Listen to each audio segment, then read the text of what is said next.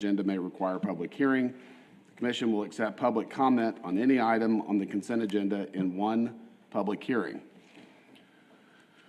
So I'm going to open it up for public comment. The only item on the consent agenda is the minutes from the October 18th regular meeting. No. And the special meeting minutes. And the special meeting minutes. All right, I'm going to close public comment. Does anyone wish to make a motion? Move to approve. All right, we have a motion and a second to approve. All in favor say aye. Aye. Opposed? 7-0. Regular agenda, subdivision plats. The Planning Commission has final authority for approval. Appeals may be directed to the City Council. Item A, Shops of Sherwood Subdivision, Section 1. The request for approval of a final plat of the Shops of Sherwood Subdivision, Section 1 being 5.606 acres located south of Sherwood Way and west of Southland Boulevard. Kyle Warren, City of San Angelo, planner. This is the final plat, Shops of Sherwood Subdivision Section 1, and it's to the southwest of Sherwood Drive and Southland Boulevard. District 6, Billy DeWitt and Bonham neighborhood. On the left is the preliminary plat, and on the right is the final plat. Let's see.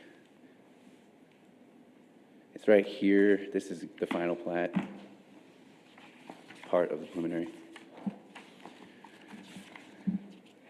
In conformity with the comprehensive plan and intent of purpose statements, the proposed final plat will be consistent with the commercial future land use in the city's comprehensive plan, 2009 strategic plan update, which are often single-use centers consisting of large retail and office clusters that seek visibility and convenient access offered by frontage onto major street networks. The proposed plat will be a large commercial development center zoned general commercial, which allows retail and office uses consistent with the above policy.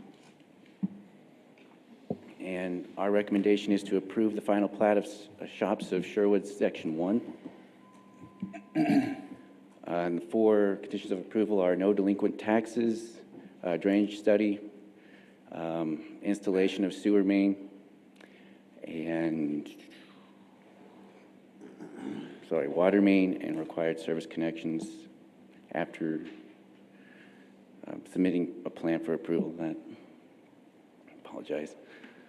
And these are two notes also to this final plat. The fire hydrant and fire department access may need to be provided depending on the proposed layout of the buildings and should be addressed as part of the site plan review process. And two, prior to building permit issuance per subdivision ordinance, Chapter 9, land development subdivision ordinance, prepare and submit a sidewalk construction plan for approval illustrating a sidewalk to connect the business with businesses on adjacent lots. And that is it. Any questions? All right. Thank you. Anyone have questions for the staff? Can you go back to the diagram or the plat, please? Yes, ma'am. Thank you. Okay, thank you.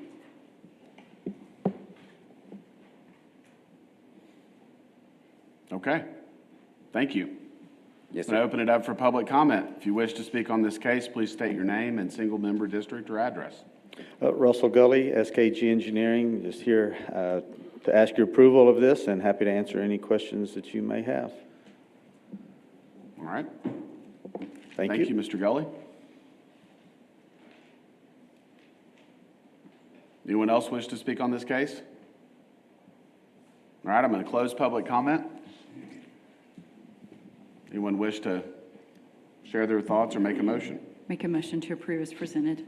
Second. All right, we have a motion and a second to approve as presented by the staff. All in favor, say aye. Aye. Aye. Opposed? 7-0. Item B, Southland Hills Edition, Section 23. Request for approval of a final plat for Southland Hills Edition, Section 23 being 5.041 acres located southeast of Valley View Boulevard and Stone Canyon Trail. Good morning, Rafael Alvarado, Planner and Development Services. This is Southland Hills Edition, Section 23, on Maplewood Drive in Stone Canyon. The piece of land is 5.041 acres. It is in District 6, Larry Miller, in the Southland neighborhood. That is a satellite image of the property, of the final plat, should I say. These are the future land use and zoning maps. The vision plan, future land use map is on the left and the zoning districts is on the right. The final plat is located in a multifamily residential area. This is the final plat.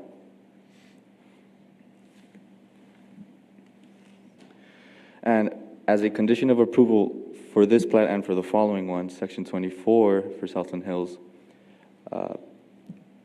staff is requiring that the approved final plat last year in 2020 be recorded. See, this is the older preliminary plat for which Southland Hills Edition Section 23 does not conform. The arrangement of lots in this configuration is a little more dense than this, which is why staff is requesting that this final plat, and I do apologize, this should be the final plat, but nonetheless, the dimensions are similar. This is an image of the site. And this is the analysis describing how the final plat does not generally conform to the preliminary plat from 1994, but how it does generally conform to the final plat from 2020. Staff recommends approval of Southland Hills Edition Section 23 with 7 conditions. The first of which being that the final plat recorded November 2020 be signed and recorded. I do apologize, that should say final plat. That is my error. And these are the rest of the conditions.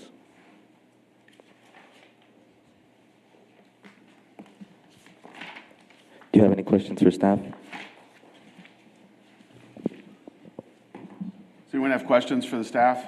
I'm unclear on, you were talking about preliminary plats and recording one that had already been approved, and the change, is the only change in the density? Yes, that's really it. So where is I mean, that obviously looks substantially larger than the area that they're seeking to final plat here. It's in the general dimensions of the lots, and that here the lot configurations is denser. The dimensions are shorter as compared to this, and it is part of staff's analysis to ensure that the final plat generally conforms with the legally recorded final plat. Now, this is my error on the semantics here. It says preliminary plat, but they should say final plat.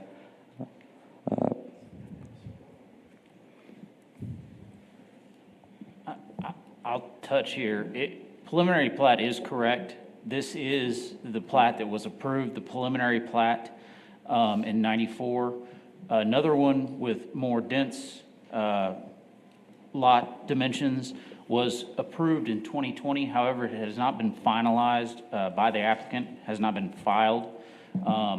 So it conforms with the 2020 plat, preliminary plat, which is shown here in 2020. So one of the conditions is they basically get the signatures and file this, and the condition of approval for the final plat of the northern portion of this 20-something lots would be conditional upon finalizing this finalization of this preliminary plat, which was approved in 2020, if that makes sense.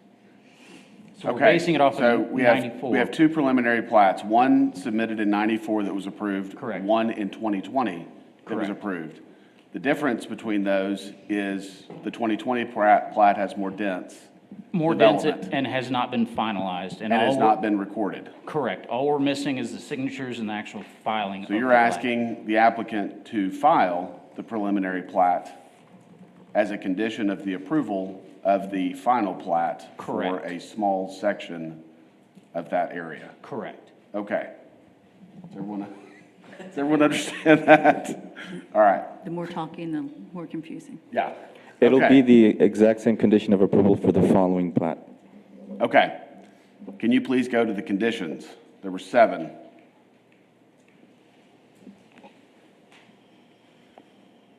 So sign the preliminary plat, provide a copy of the tax certifications, drainage study, the fire department note. Yeah, go back, I'm sorry. Sorry.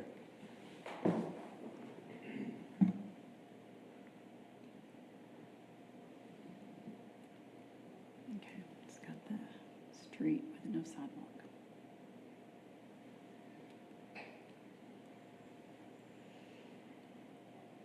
Okay?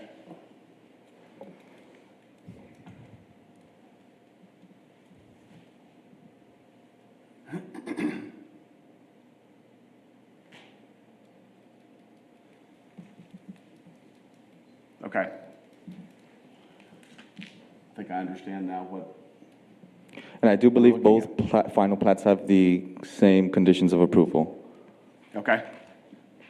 So are you saying that on number 5, they can either or 40-foot local roadway or 36 with a sidewalk? Is that will they make that decision whether they want to go that way? Yes, I believe so.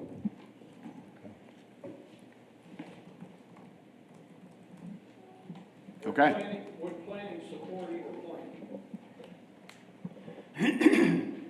Mr. Jones, did you want to come up? Oh, okay. You mean the preliminary plat? Is that the question? That's okay. Okay. I was going to say, I'd like to address that question in the public comment area, please. Any more questions for the staff? All right, thank you, Raphael. I'm going to open it up for public comment. Good morning, Russell Gully with SKG Engineering. So the sidewalk and street width has been a typical, always condition. Proponents have the option, 40-foot street or 36-foot with sidewalk. So it's always been developer choice. Staff has always supported, I don't know that they had a choice either way, but it's always been developer driven on what they felt they wanted to do as part of theirs. So really there's I guess the confusion that I'm seeing and I'm having is really condition number 1. Must sign the Southland Hills Section 22 preliminary plat. The preliminary plat that goes back to November 2020 is not Section 22. It is only just a revised preliminary plat. And you do not record preliminary plats. Preliminary plats are only signed by the planning chairman and I guess and maybe the planning director. So they're not recorded. And this is similar. We did a Southland Hills Section 22 that was a similar street segment to what 23 is, to where we came in and just went in so far and stopped. And we had that discussion back then even about this preliminary plat that was brought forth in 2020, that at the time that it was owned, and it was kind of two parties coming together to have this larger area preliminary platted. The area of Southland Hills where you see the residential lots has since sold, and that, the seller and the buyer both requested of the city that application for that preliminary plat effectively be pulled, nullified. They're not going to move forward with it, kind of deal. So we had Section 22 approved by this planning commission based on the 1994 plat, and so we still believe today that the Section 23 and 24 plats do generally conform with that 1994 preliminary plat that is still valid, active, and matches the kind of the scope we're going. I believe for the years that we've always looked at this, generally conforming means we are still in the range, if you will, of type of lots that are generally there. And the street alignments and alley alignments are very close and match really closely to what the preliminary plats are. So we believe that we meet the definition of generally conforms, even though maybe we've made the lots a little bit smaller compared to what the 1994 preliminary plat is. So we would ask that really condition 1 be stricken, or, and I guess maybe we had a little miscommunication, misunderstanding about it. I could see that the requirement be there that we have to record Southland Hills Addition Section 22 final plat, the one that created the alley, and I don't know if we can get to the plats.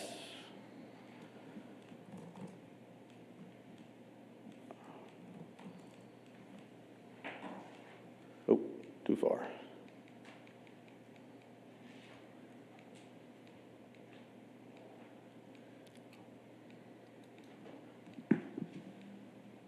Okay. This one here, if we look, the northern alley to this is on the Section 22 plat. So we would need to record the Section 22 plat of Southland Hills before we record the Section 23 plat, because the lots in Section 23 rely on the alley of Section 22 that's been approved but not yet recorded. And that similar kind of condition would go forward on Section 24, that we would need to have Section 23 recorded because the lots on 24 rely on the alley of 23. And so that was kind of what our thinking was when they were talking about Southland Hills Section 22 preliminary plat, final plat, whatever the semantics were of that. So really, it's more about having Section 22 and or 23 recorded prior to the one plat that relies on those alleys. Hopefully I hadn't confused you too much. No, not at all. So basically, Got it. what you're saying, Russell, is we're going to throw out the 2020, we're going to use the 1994 plat, and then we've already got the Section 22 approved. It's already gone through planning. This is going to be the additional Section 23 that joins that, and that's what you're asking for. Yes, ma'am. Thank you. Yes. Well, that's what I was gonna ask. What do we do with the 2020 plat? I mean, is there some action we can take to clean that up so there's not confusion in the future? Well, is the intent to never file or we didn't say record on purpose because it doesn't get recorded in the county deed records, but it does get filed in our office. Right. Once it's finalized, that's the word we used. And the 2020 preliminary plat, you all approved, but it has never been finalized with all the signatures. They haven't submitted it, but it's still out there as an approved preliminary plat unless they formally withdraw it or you formally revoke it. Our concern is that the new one in 2020 looks like this. And so there's smaller lots, more density, which is different than the 94. Yeah, so how many more lots are in this section from the 94? Do you guys know? The discrepancy is in the lot width. Right. Generally, they're about 55 feet wide. In the 1994 preliminary plat, they're about 71 feet. Okay. Since they're narrower, there's more lots. So do we know the difference in lots on 94 versus 2020? No, also this one doesn't extend all the way to Valley View. It's only a portion of it. I think in past, and I worked on the original submission, generally if it's a 1 or a 2 lot difference and the lot widths are very close, we've said that generally conforms. Russell's right in terms of if the streets are the same and the alleys are the same, that helps, but this would be a significant difference. You're getting an extra 20 feet for every lot. So once they continue to the east to College Hills, you would Again, we don't have that calculation today, but that would still be a larger number of lots. And so it just made more sense to file the 2020 plat. But you don't want to file the 2020. Or all of the parties. Correct. And when we did 22, we kind of had this whole discussion, and we kind of, and I forwarded to Mr. James the emails, I guess, of the previous owner and the current owner requesting kind of withdrawal of, of the application for the 2020 preliminary plats. Things changed. We believed that we were generally conforming with these certainly 22, 23, and 24 with the 1994 preliminary plat. And so the Section 22 approval, I think we kind of talked around that, and it was approved at that point and considered to generally conform. So, if you look at them, if we go from 70-foot lots to 50-foot lots, you're going from, what would have taken up 50 lots, now we're getting 70 lots. So if we were at 100, now we're at 140. But and we're coming in later on with a zone change for a portion of this area to rezone from RM1 to RS3. So really, we're still, we believe, kind of generally conforming. And what does generally conform mean? Is it one or two lots, or is it a percent? Is it 90%, 80%, 70%? It's not established. So historically, through all the 20-plus years I've been doing this, so long as the streets and alleys line up and we're still sticking within kind of the same realm of these are single-family residential lots, then that's generally conforming in our definition. So, but I believe there are some conditions to that to the 2020 preliminary plat that haven't been met, and I do not believe that the parties are going to be going forward to get those met. So we were just kind of pulling these pieces out because we believe they generally conform. Okay, so I guess the first thing is the 2020 plat, and it sounds like no one wants to move forward with that plat. So we need the staff's recommendation on how to handle that. Do you want it withdrawn? Do you want us to withdraw it? How do we get rid of that plat? I think since you all have approved it, you would have to take formal action to revoke it. Okay. And I don't know that you can do that today with it not being on the agenda.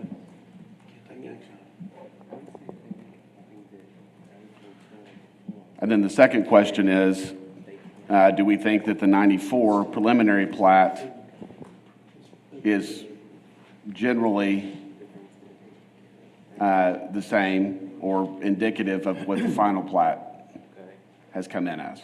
I think Are we willing to ultimately, accept that? Or is the staff willing to accept that, yeah, right? The question is, do we truly believe that these plats generally conform to the 94 preliminary plat that's official, Right. kind of current? And we did for the Section 22 Southland Hills. I think staff even kind of agreed, or we all agreed, that it did generally conform for Section 22. So why are we now kind of having So this for for Section 23? 22, that's based on the 1994 plat. Yes, ma'am. Russell, is it, And that was approved when? Brandon, let me ask you, so if the 2020 plat, obviously, right, it's not actionable on the agenda, so can whomever makes a motion, since we're dealing with the same case, can killing the 2020 plat that was approved be just in the motion? I think you need a finding that the 94 preliminary plat does generally conform with this new final plat that's been submitted. And in talking to John, I think this is right, but the 2020 is, or the 2020 preliminary plat has parts that aren't in the 94. So, But if they're not planning on moving forward. so Russell, the question is, can you have two approved plats? So if we approve today, then we've got one that is approved for the same property, and in 2020, we have another one that's approved for the same property and are in conflict. Correct. So normally the way it would happen is when the 2020 preliminary plat was approved, if they had finalized it, it would have replaced the 94 and the 94 would go away. So the problem right now is the 94 is the only one that's been finalized. So it's the currently controlling preliminary plat. But they have a 2020 preliminary plat that's been approved, just not yet finalized. So there's two questions, what to do with the preliminary plats. But the first question really is, do you believe that their final plat is conforming with the 94 preliminary plat? We have suggested that the change in lot sizes and therefore the change in number of lots and density is too much to be considered conforming with the 94 preliminary plat. And therefore, they need a new preliminary plat in place before you can approve that final plat. But the 2020 preliminary plat has been approved, so they could go ahead and file it. I'm guessing. How long do they Obviously, there are have reasons to- they don't want to do that. What's the time frame to file without it going away? Isn't it like everything else, it's a year? I believe, under the recent changes we made to the ordinance, I believe it's 3 years. Okay. We made that change. Or you all can revoke it at any time. So depending on your decision today, if you decide today that this final plat is consistent enough with the 94 preliminary plat, and they want the 2021 to go away, at your next meeting, we could bring the 2021 back for revocation. So you revoke it, it's done, and it's no longer out there hanging.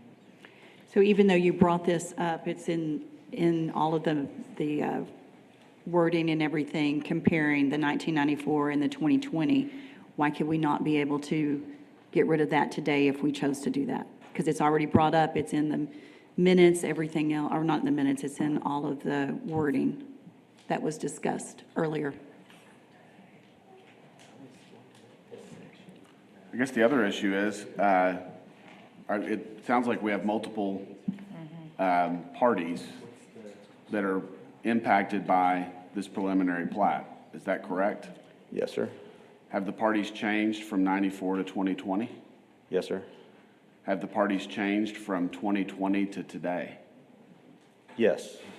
So now we have folks that may have purchased land under the assumption that this 2020 plat was the basis by which they were going to develop, and we're potentially revoking it.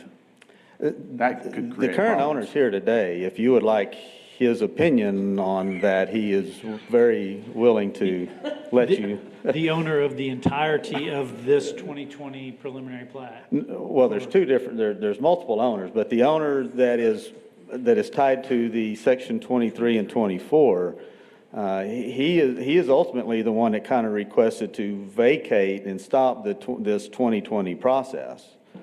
But I think. But it's the other parts of this preliminary plat that, if we revoke, could impact another owner, right? Yes. And I think you're right, that's a reason not to revoke it today. Right. But to put it on an agenda for revocation so that other owners subject to this preliminary plat in Have an 2020 opportunity to speak against it, Right. or in favor, or whatever. Yeah, have a And so, voice. and we're okay with that kind of that mindset, but really I think our ask today is, and our point today is that we generally conform for section 23 and 24 with the 94 preliminary plat. And that was the findings whenever you approved the 22 preliminary plat, was that we generally conformed with the 94 and so much even the 2020. So we didn't get worried about the minutia of this. So what we're doing, we're kind of kicking the can down the road. Maybe as things, the developers get their idea and their mind wrapped around some stuff, they can solve it then. But in order for progress and things to occur, we felt like it was we're not creating a harm or a negative impact to either property owner by moving forward with plats that generally conform with both of them. And then maybe we can vet out the 2020 preliminary plat and have both parties come up here and kind of state their case on whether they've. So a condition of today's approval, we could approve 22 and 23 with a condition that at the next meeting, we revoke 2020. Or I think I that's don't a know can that's of worms. necessary. Oh, man. You don't think that's necessary as a Right. I think Mr. Dyson said, all you guys today need to, in your findings, state that the final plats of 23 and 24 generally conform with the 94 final plat, or preliminary plat that's been recorded. Yes. And Brandon, tell me if I'm, Yeah, I mean, if you're intent on approving the one today, I think you have to make that finding if you're basing it on the 94 preliminary plat, so. Russell, could you, and maybe they will, but could you bring back just those sections of the revise the preliminary plat for just the sections in question? And bring that back? we could, but then we would still have this 2020 plat that's a larger area kind of floating around out there, so, At least that would get these two plats Well, moving. well, our hope is today, and we'll, if we have to, we will, but our hope is that commission today would have a finding that these two plats generally conform with the 1994 preliminary plat, much like was done whenever they approved section 22. I would suggest that's the first question you all, Yeah, that do we think simplifies that- it. If you all think it's conforming with the 94 enough, then that simplifies the action today. So the street locations, alleys, All the same. the same, we just narrowed the lots. Yes, sir. We have more lots to develop. Yes, sir. Okay. Thank you. Thank you. Russell, we're gonna let anyone else that wants to speak on this, please come forward. Rodney Hewitt, I live on the corner of Maplewood, Stone Canyon Trail, 3201 Maplewood. My question is, y'all are bringing this forward, meeting today about voting on A, B, C, all the way through whatever. And then on your next page, page 3, you get under rezoning, and then you're talking about the rezoning of the Southwest Boulevard, which is the property they're talking about. So aren't we kind of putting the cart before the horse whenever we're changing these zoning before we address page 3 of the, excuse me, but anybody worth their salt, engineering firm, you know before how many properties you could build, and now the new drawed up deal where you went from 71 feet to 50 feet, you don't know how many more properties you can put on the property and make how much more money. It's all about money. And so my question is, why is this kind of out of sort, out of order? But you're voting on this when we should be talking about this before that's addressed. Okay. Because then it's kind of like, well, that was voted on and passed, that was voted on and agreed to and passed, and that was voted on and agreed and passed. And then we get over here and then we come up and address this rezoning. And it's like try to ram it down our throats because you've already done this and passed this, this, and this subdivisions of 5 acres, whatever it was. And it don't make sense. Yes, sir. We understand. And I'll have more questions when we get into this other part. Thank you. And they can't answer how many more properties they're gonna have on this to sell and make money off of. The lot's gonna be 50 foot. Is this gonna be a duplex with 2 homes, 2 families in 1 home? What is our tax values gonna become like? What is the traffic in the area gonna become? What about our potential, let's talk about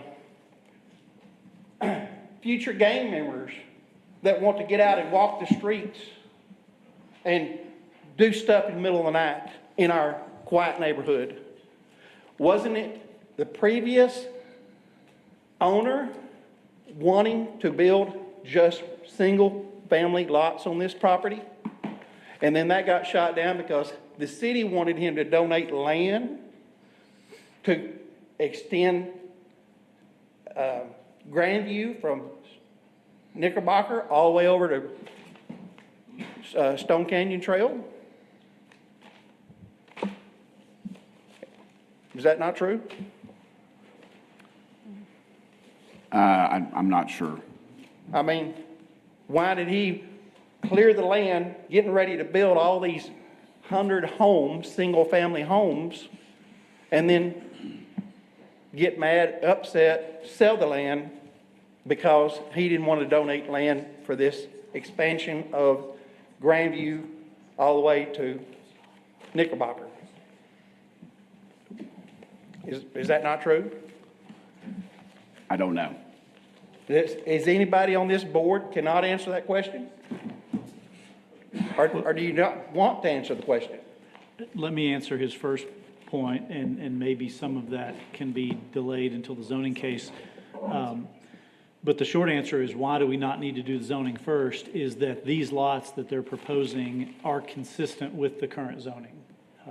Right. And so, but they are also consistent with the proposed new zoning. So you can approve this subdivision plat under the current zoning without the need for a rezoning. So I think it's true, if this was going from, say, single-family to multifamily, Right. then we might need to have the zoning happen first and then the plat. But in this case, it's consistent either way.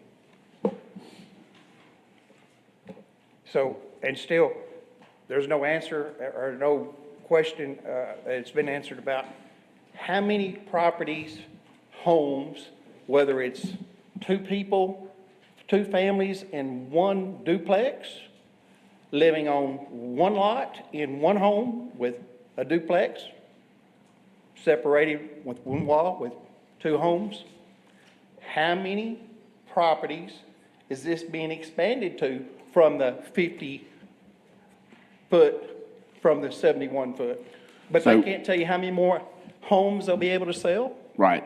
So in addressing your question specific about this final plat, as John had indicated, it's still under single-family zoning. So Well- I believe the minimum lot size is 50 feet. Let me correct you there, because I Okay. think this is probably more an appropriate discussion for the zoning case.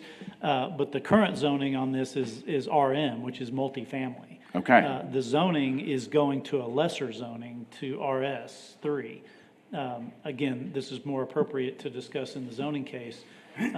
But the zoning doesn't apply to this final plat that we're reviewing right now? Well, It's these- another section of the preliminary plat, is it not? That's correct. The zone changes directly to the north. Right. So as it relates to these You're correct. 20-something, 25 lots that we're talking about right now, they're zoned single-family, they will remain single-family. What the developer has done is, as you've indicated, they've gone from 70-foot lots to 50-foot lots. But the zoning is the same. So they can't put duplexes on these lots, they're single-family homes. That's what the zone change is gonna be from the, That's for another part of this larger tract of land that we're looking at. But we're only looking at these 23 lots? 23, 25. These lots right here. For this case, and I know it's kind of confusing. So can you go back on the slides a few? Keep going back. This is a different case. Back. Keep going back.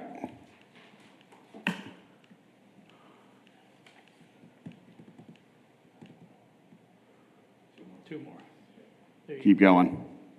Go back one or two more. Stop. Okay.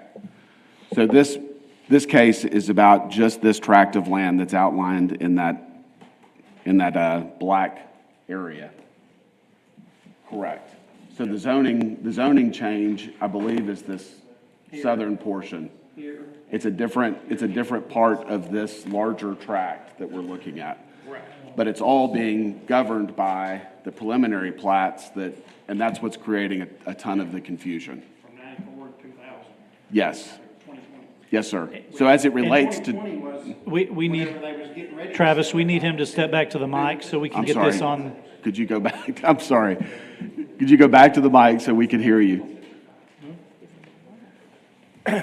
The 2020 recommendation back from the 94 differences was when the original owner was getting ready to sell for single-family homes, Okay. correct? I don't know.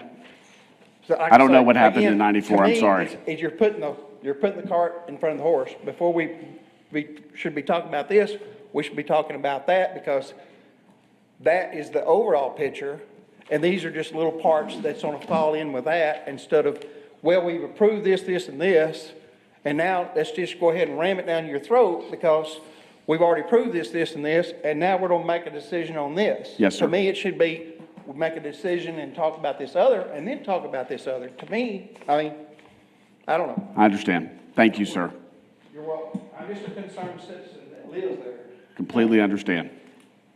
And I'll just remind you all that contrary to the zoning that's discretionary, subdivision plats are, you're required to approve if they meet the subdivision ordinance, which these do for the current zoning on the property. Right. Okay. Does anyone else wish to speak on this case? If you would, please state your name and your address or single-member district. I don't know my single-member district now. I don't know where he is or she. Okay. My name is Jamal Shumpert. I stay at 2817 North Irving. And to address how many homes can be built through a simple math equation, for every 3.66 homes built, you can only build one extra home, because it's only 15 extra feet from 70 to 55. So for every 3.66 homes built, however many say they can build, you can get one extra home out of that.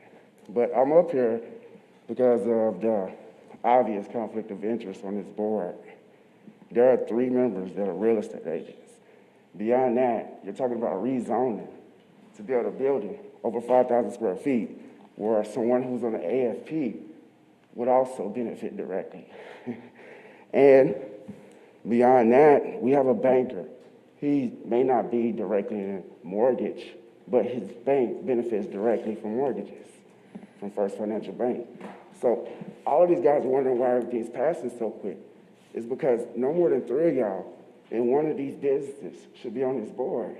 But it's very interesting to see that it's 5 of y'all, possibly 6. Everyone except for Mr. Spano. Who is that? Where is he? Is in the construction, residential, or commercial business. Everyone. So maybe y'all should talk to y'all constituents and talk to us a little more honestly about what's really going on over not building a sidewalk and lowering the area of a home from 70 to 55 feet. Privacy concerns. These people don't want to be packed on each other like in a multi-family housing.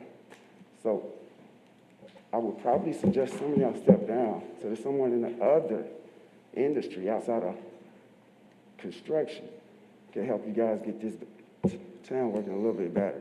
Sorry for my stutter. I'm a little nervous, black guy in a room full of white people. So, thank you. Thank you for taking the time to speak. Thank you. Okay. Does anyone else wish to speak on this case? All right. Mr. Strickland, Yes, sir. I do have a question for you. Yes, sir. I couldn't quite figure out which one of your companies, what do they do? I'd say that's inappropriate for, I that's would not say on it's the agenda inappropriate item. And only look, if the board there isn't required to wasn't a take conflict of questions interest from here. the We don't public, know what you so- do, so there's already 3 realtors. So if you're actually partly a realtor or Step down, and so we've got a replacement. who is Aguirre? Okay. Well, it'd be inappropriate to ask you right now. I'll look up and see what you're doing. So But is this the still- time for public comment? Yes. This is when concerned citizens speak their mind? Well, they're supposed to be speaking about this case specifically. Correct, that's what I yes. mean, on the issue at hand. Okay. Yeah.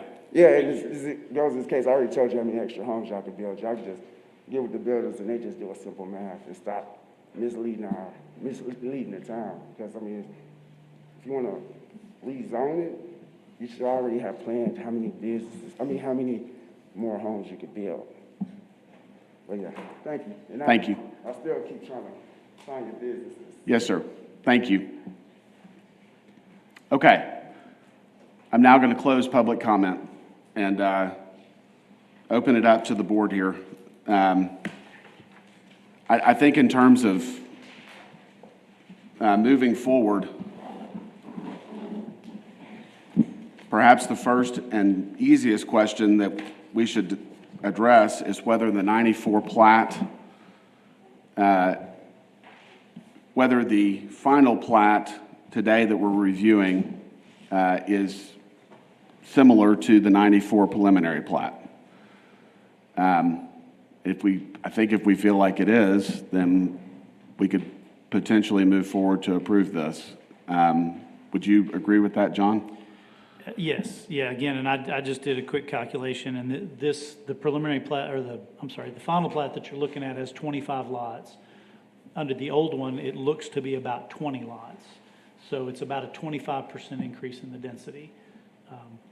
And so that's why staff has recommended it's not consistent with the preliminary plat. So we're looking at 5 houses? 5 houses, but again, if you do this for the entirety of the preliminary plat and you allow them to continue over that entire preliminary plat, you would be looking at potentially, 50 or more additional lots over what has already been approved in the preliminary plat. Okay. So if we determine that the 94 plat does not, or the final plat does not conform to the 94 preliminary plat, what are the steps that the property owner can take to approve what they're proposing? Do they file a new preliminary plat for this? Yes, they could. Our recommendation was they just finalize the 2020 plat, preliminary plat. If they don't want to do that, your condition could be that they Well, it sounds like simply there's, file a new preliminary plat that is consistent with this. for maybe just this land, as opposed to a larger area that involves other landowners. The preliminary plat these preliminary plats that have been approved it looks like the land's been subdivided and we've got multiple owners now that may not agree with what their vision is for the small tract that they've got within that larger preliminary plat.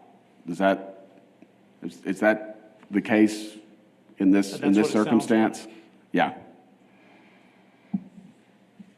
Okay.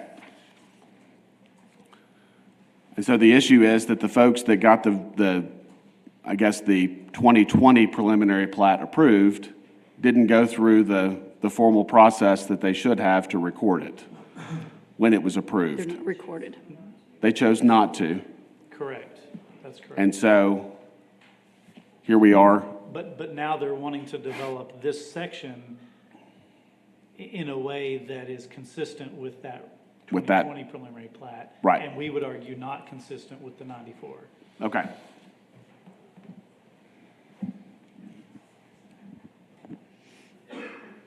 Anyone else want to share their opinion?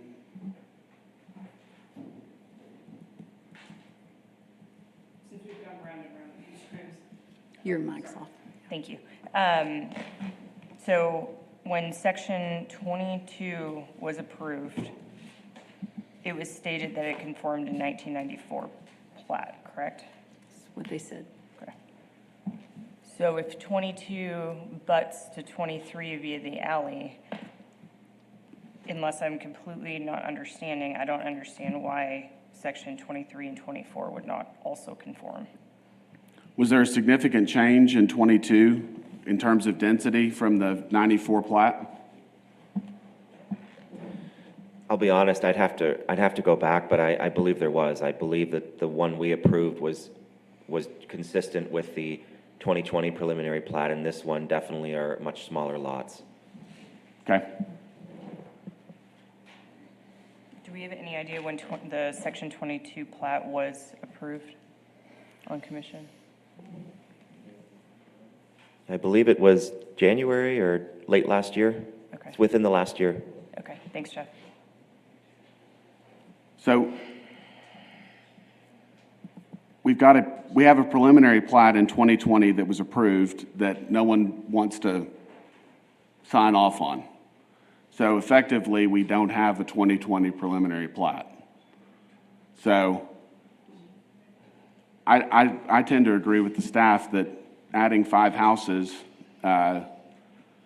is a relatively significant change, although I think it's consistent with the development of this area of the community. I personally would like to see a preliminary plat that is more indicative of the final plat. And I know that it requires a little extra work and maybe some time to do that.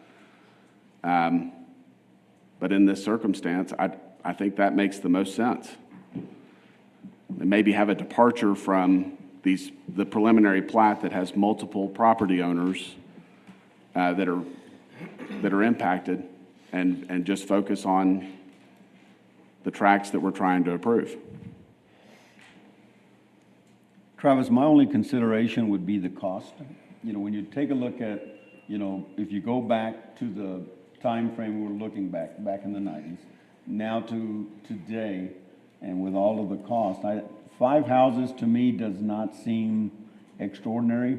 And I think that with the cost of purchasing a house, building a house, and everything else, what we're trying to do is be able to provide appropriate housing, you know, for a lot of folks that can't afford the larger homes. So to me, 5 houses is not that significant.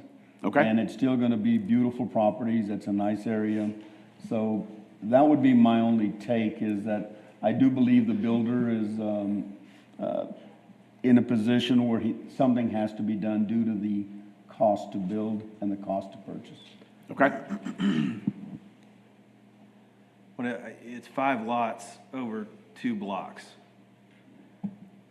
I mean, and it's 55-foot widths as opposed to 70-ish, I think. So I agree with Trinidad. It's close enough in your mind? Okay. I'm trying to map on Maplewood and some of those, what the lot frontage is. On the portion of Grandview that's closer to College Hills, those lots tend to be considerably wider. I'm just trying to figure out what these lots would be, or are, because they don't have frontage. Yes, sir. We can open it up for public comment for a question. Yes. Rodney Hewitt, 3201 Maplewood Drive. Question is, what is a typical lot size for a patio home?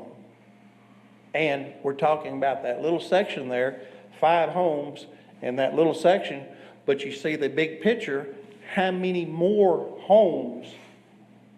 That little section is at least, 10 times bigger, that smaller than the bigger section? So 10 times 5, we're talking about an additional 50 homes in that area? Yes, sir. And it's on bring our property values down because of the cost of the initial cost of the houses? Is that correct? I don't know that I agree with that. No. So you're building smaller homes and putting 2 homes per lot? No, sir. No? Not in this subdivision. No, sir. Not in that subdivision? Not in this tract. Not in this tract. Not in this tract, but the rest of the tract? The rezoning, I think, really may be your primary concern, and I believe that it's part of this larger area that we're discussing, but it is not specific to this tract of land that we're reviewing. Right now. So these will be single-family lots. They were before we started this morning. They will remain after we adjourn today. Even after this zone change? Yes, sir. If There's it not, gets- no. There's not a zone change on this tract. These are single-family lots. Okay. They So are the rest smaller. of the brown, that's not inside of the tract that says subject property? Yes. Those will be subject to duplexes, 2 homes on 1 lot? There is a small area, I believe, within this larger tract that there is a rezoning proposed, but it is not this tract that we're talking about right now. And I can add to that, Travis, as you see on the map on the right, this entire area is currently zoned RM1. Okay. So you could And that's have more density two-story- than single-family. Yes, you could have two-story duplexes, triplexes, you could have 8-unit buildings. This could be apartment complexes under the current zoning. That's the current zoning. And we're- But what the developer's proposing for this tract is single-family homes on 50-foot lots. Yeah, on. Or 55 just foot the lots. subject property, not the whole area. Correct. So, There's another area of this larger tract of Picture. vacant land that we will discuss, some sort of multifamily development. And at that time, I think your is that concerns, gonna be page 3 where it's pre-zoned? yes, sir. Okay, Yes, So- sir. But not this tract. right. Subject property, I understand that. Yes, Say sir. It's right there across from my home. Okay. So this is single-family homes Right. across from you. So they're looking at what, for that amount of land, having about what? How many 25 in homes. that? Being a 50-foot wide versus 71 foot, how many 55. homes? 55 versus 71, so we think that there are 4 or 5 more homes in this In this subject property? in this 2-block section But that would be added On with the narrower overall lots. picture, once this is approved, whatever, the overall picture is gonna be how much more block, And the problem, and that, we keep kind of talking about this, there's a preliminary plat that has been subdivided, and we have multiple property owners that are associated with that larger tract. So as it relates to just this smaller tract, the one owner, these are single-family homes. They're slightly narrower by 15 feet than the 1994 plat that was submitted. But there's one in 2020 that we approved for lots that were 55 feet, which is what they're proposing to put on this land. 55-foot, single-family homes. so I guess I need 55-foot to sit lot. down until we get further into the rest of the, Yes, sir. Thank you. Thank you very much. Rocky Templin, District 6, since we opened it back up. So if Section 22 was approved based on 1994 preliminary plat and the density of the lots were increased then I Right. do not know how now Sections 23 and 24 do not conform to the 1994 preliminary plat. Okay. Thank you, Mr. Templin. All right, I'm going to close public comment. Anyone else wish to share their thoughts or make a motion on this tract?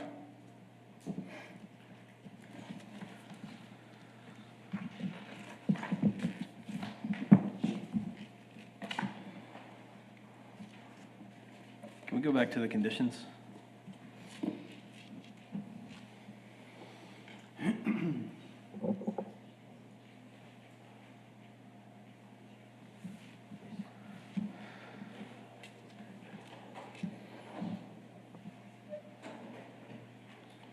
Are these 50-foot or 55-foot lots? Russell, do you know? 55.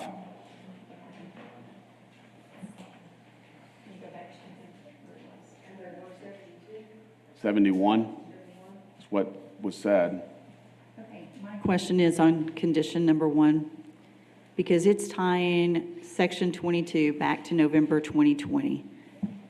Doesn't say section 23, which is what all of our discussion has been about today. So now you're trying to tie back the section 22 into November 2020 plat when it was already approved for, on the 1994 plat?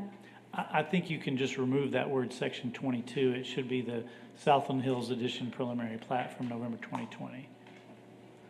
But as Travis alluded to, you wouldn't necessarily have to require them to finalize the 2020 plat. They could come back with a new preliminary plat.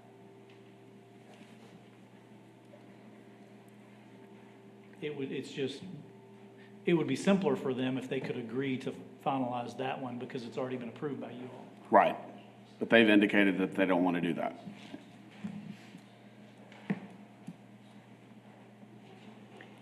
Okay, so I'm going to make a motion that's going to be just as crazy to understand as all of this. So I'm going to make a motion to approve this, remove condition number 1, and state in there that everything generally conforms to the 1994 plat, period.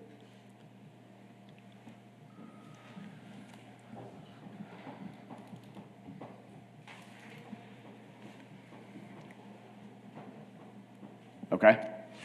Are all the other conditions satisfactory to you? Let me read through them again real slowly.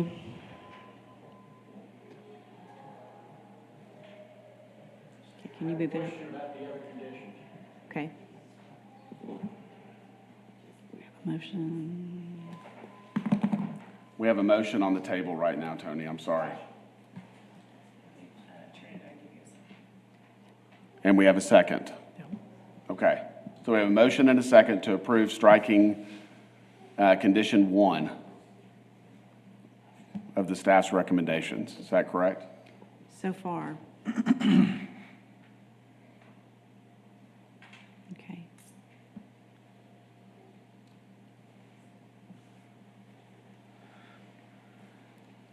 Okay, and then so I'm still holding on to my motion, but I have a question also for staff. So number 5 and number 6. Number 5 is talking about the streets with either sidewalk or not, which that is up to the builder and for what they want to do. And then number the other way. Thank you. 6. We're still talking about streets? What are we talking about? No, 6, yeah, Okay. 6 is actually a part of 5. I think that just accidentally got a next number.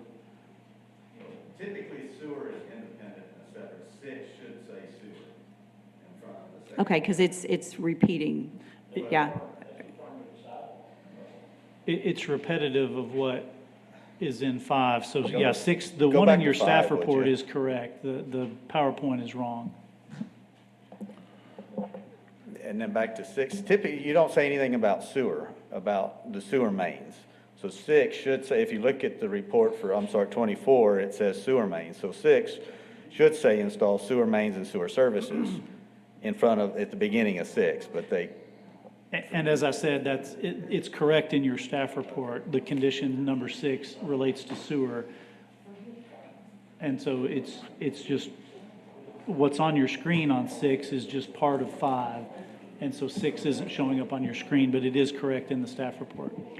Okay, and then, so if we're doing this as part of the motion, then number 6 needs to be sewer and not go by what's in, because this is what's Yeah, being make the recorded. change. And being, it's on right now. So number 6 needs to be changed to sewer. Okay, so we have a motion to approve striking condition 1 and revising note 6 to include sewer or to be related to sewer. Is that correct? Yeah. Related, I like that. And we have a second. So we have a motion and a second to approve. Striking note 1, amending note 6 to specifically reference sewer mains. All in favor, say aye. Aye. All opposed? Aye. 6-1.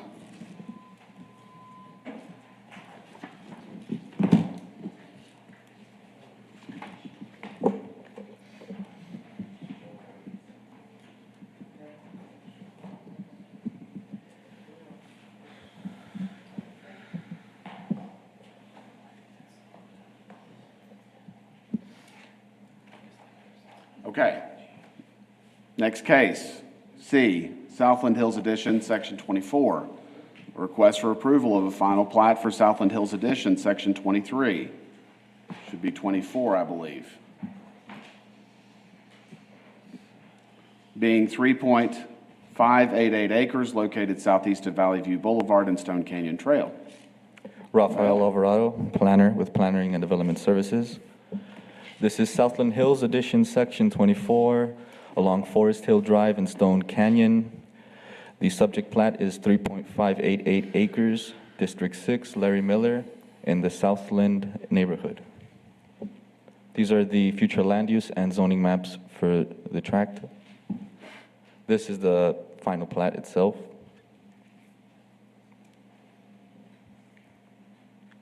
And here we have the same slides as the previous final plat. Staff recommends approval of Southland Hills Edition Section 24 with 7 conditions. It's the same conditions as the last case, I'm That is- assuming? That is correct. Okay. Anyone have questions for the staff?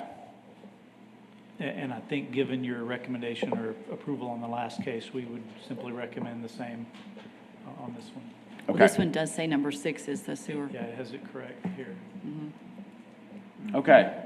Any more questions for the staff? I'm going to open it up for public comment. If you wish to speak on this case, please come forward, state your name, address, or single-member district. All right, I'm going to close public comment.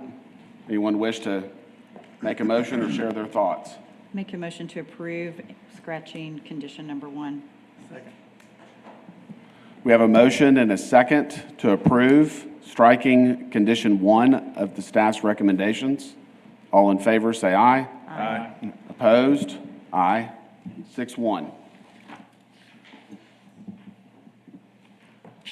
D, third replat of Tract C, Meadow Creek Addition. A request for approval of a third replat of Tract C, Meadow Creek Addition, being 1.958 acres southeast of West Loop 306 and Southwest Boulevard. Thank you, Planning Commissioners. Jeff Fisher, Chief Planner. Our next case is the third replat of Tract C, Meadow Creek Addition, southeast of West Loop 306 and Southwest Boulevard. This is District 6, Larry Miller in the Southland neighborhood. This is the McDonald's on Southwest. McDonald's wants to demolish that building that you see on the bottom of that bottom tract and then build over those 2 tracts. These were remainders within a platted subdivision. But because they're crossing over the lot lines as remainders, they need to replat. This is an example of it. That third remainder is not owned by McDonald's. It's a separate property. But McDonald's owns the south lot, and they will be buying the north lot from what used to be the Alon gas station now that that's removed. Staff believes the plat conforms with the comprehensive plan and purpose statements. Planning staff is recommending a sidewalk along Southwest. When the contractors did reconstruction, and they're still out there now on Southwest, they removed a portion of the sidewalk. McDonald's will be putting that back in. And that will connect to a future sidewalk on 306 when TxDOT puts it in. So they've already submitted a building permit and a site plan that shows that sidewalk connection. So we'll basically be just restating that request for a sidewalk. And the applicant at DFW apologizes. He's had a flat tire and he couldn't make it today, but he is in support of the request and he's good with the sidewalk. So here's a quick map showing the area. There's the sidewalk that the applicant would put in. The bottom half of that was already in before until they reconstructed Southwest, and they just be extending it up to the corner, and then TxDOT will come in and do the sidewalks that you see in blue. Just a couple photos of the area. You can see it's still under construction. Staff recommends approval of this third replat of Tract C Meadow Creek Addition and recommends the installation of a sidewalk subject to 4 conditions, tax certificate, a couple notes on the plat. They just need to change the naming conventions. Copy of the recorded deed. 3, I guess, is probably important, unique condition, because Alon still owns the north property before they can record the plat. It's still 2 different remainders, and so they'll have to transfer ownership. I understand that'll be done probably next week, and so we'll get a copy of that deed, and then this can move forward. And then 4 is just a note about the fire hydrants. Any questions? Can you go back to the sidewalk statement, please? Okay, so on that, you said that TxDOT is building the sidewalk there, is that correct? Looks like they're building the blue On the access? on the and then- north and south side of the highway there. And then the applicant is building on Southwest, is that correct?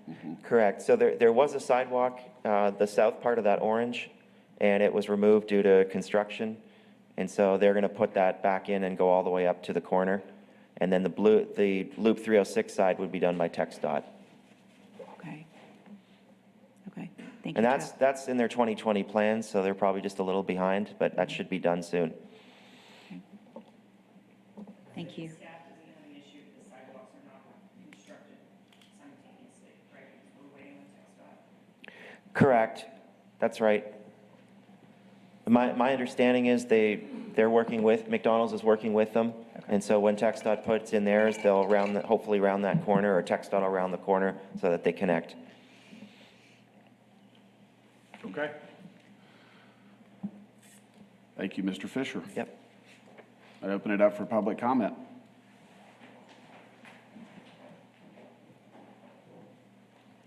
Tony Jones, developer and builder here in San Angelo, and I have a question for planning.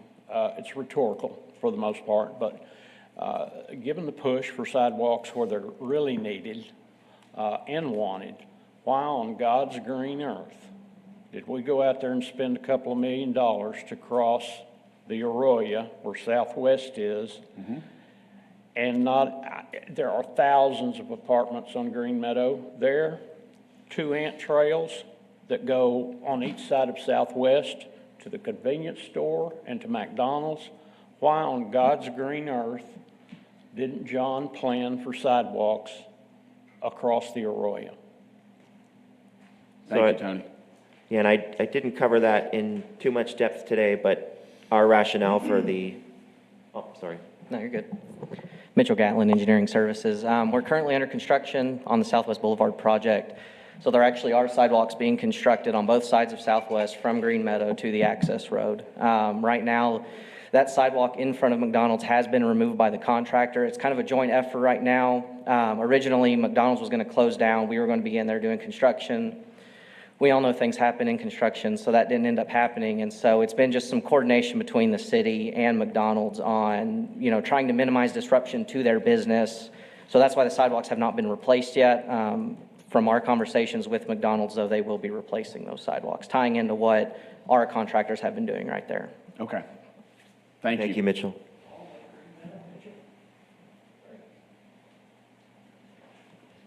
Rocky Templin, District 6. Yes, I do sir. have a question when it comes to notes. So when there's notes, those notes are not actually on the plat, is that correct? Correct. So therefore, those notes are not valid, it's just a comment? It depends.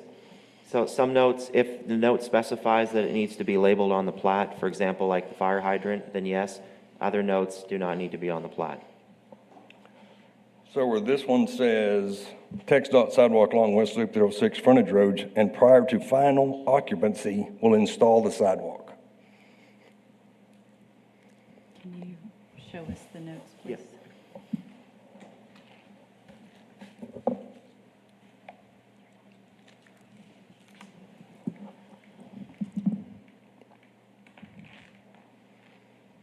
Note number 2. So this note would not be required to be labeled on the plat itself. The So how- sidewalk plan would be something that would be submitted separately. So how do I know that? That is not, or on the plat, or will be on the plat, as far as notes?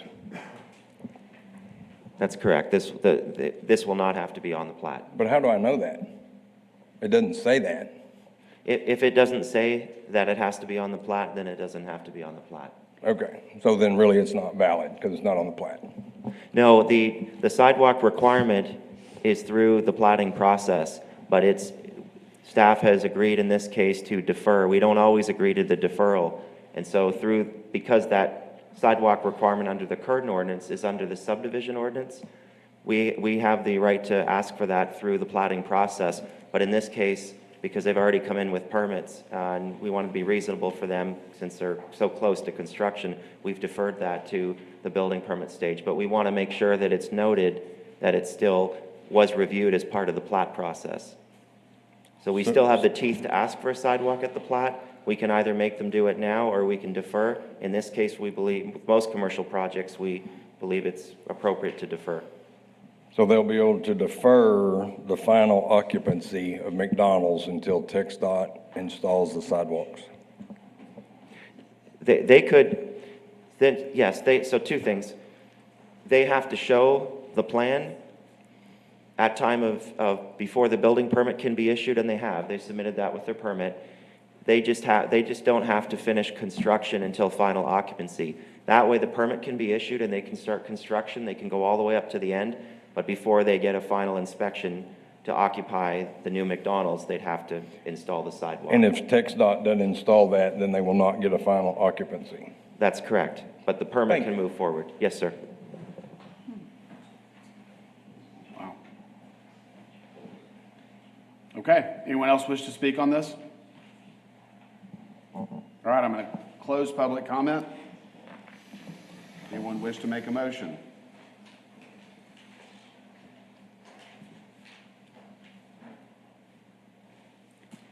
Make a motion to approve.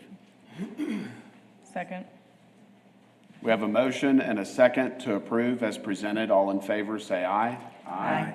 Opposed? 7-0.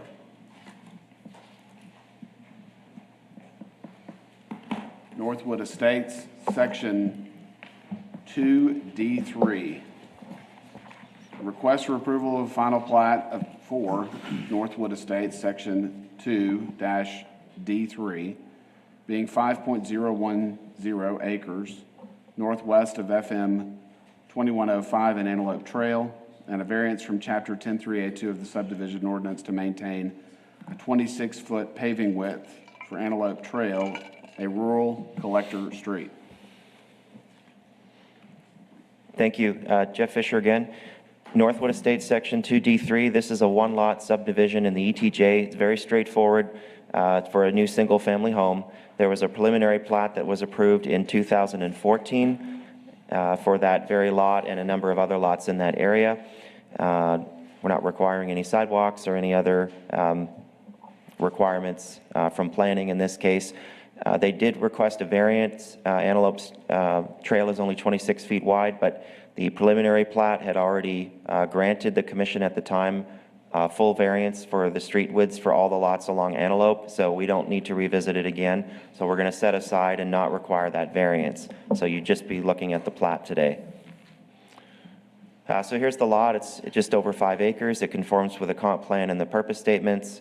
Again, the paving width variance is not required because it was already approved with the 2014 preliminary plat. There's the lot in proximity to the overall preliminary plat. This is the subject property, and this is southbound on Antelope Trail. So staff recommends approval of this final plat of Northwood Estates 2D3 and not require a variance from paving improvements on Antelope Trail, subject to 4 conditions of approval. Tax certificate, submit a revised final plat illustrating the closest major street FM 2288 and delineate the distance with a broken line. Drainage study, provide a site plan showing existing structures. And then the notes, obtain a drive permit in coordination with the county commissioner and road superintendent, because this is in the ETJ. Obtain an address from Concho Valley Council of Governments, and then the note about the variance. Any questions? Can you go to the screen that was before the conditions started? That one. Oh, no, one more. One more. Forward. Forward. Oh, I'm sorry. Forward. Forward. There, stop. Okay. Okay, thank you. Thank you.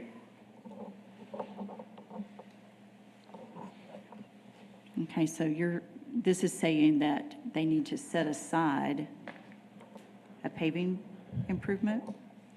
Correct. Because they applied in their application, we just wanted to note that they didn't actually need that variance at all, because there was already a decision made in 2014 for the lots on Antelope Trail, so we don't need to discuss it.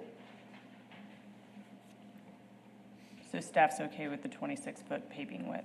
Yes. Correct. And we've approved a couple other administrative plots along that street with the same width. Anyone have questions? Other questions for the staff? All right, we're going to open it up for public comment.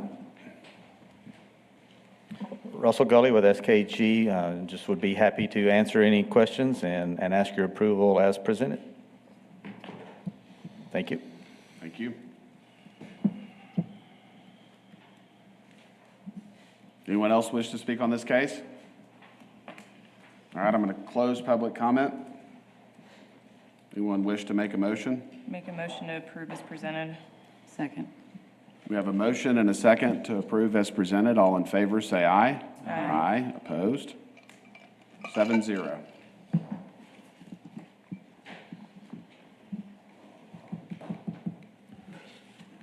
Item F, the Meridian, Section 1A.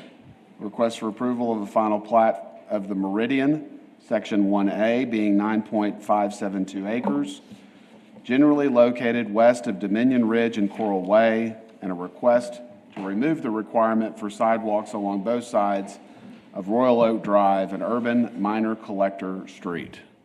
And Chair Stribling, if we could do item F and G, if you wanted to read G in the record as one presentation. Item G, the Meridian, Section 1B, a request for approval of a final plat of the Meridian, Section 1B, being 8.754 acres, generally located west of Dominion Ridge and Coral Way, and a request to remove the requirement for sidewalks along both sides of Royal Oak Drive and Urban Minor Collector Street. Thank you. We're going to do these two together since they're side by side. These were approved, I believe, last year for 1A and 1B that you all approved for the subdivision. The discussion today is just to request the removal of the sidewalk. We had asked for sidewalks along the south end of, or excuse me, on both sides, south and north side of Coral Way as it extends through those plats. You all had approved those sidewalks, and similar to a couple months ago, the applicant has requested that the sidewalk requirement be removed. All the other conditions would stay the same. So we're just going to focus on that today. 1A is 9.572 acres as Dominion Ridge extends to the west, and 1B is 8.754 acres. And it's in District 6, Larry Miller, in the Bonham neighborhood. So these are the plats, and you all had approved that sidewalk on May 17th, 2021. It felt like last year, but it was this year. So the red dotted lines indicate the sidewalk requirements. The request now is to remove that sidewalk. So I'll just go over quickly the staff's policy.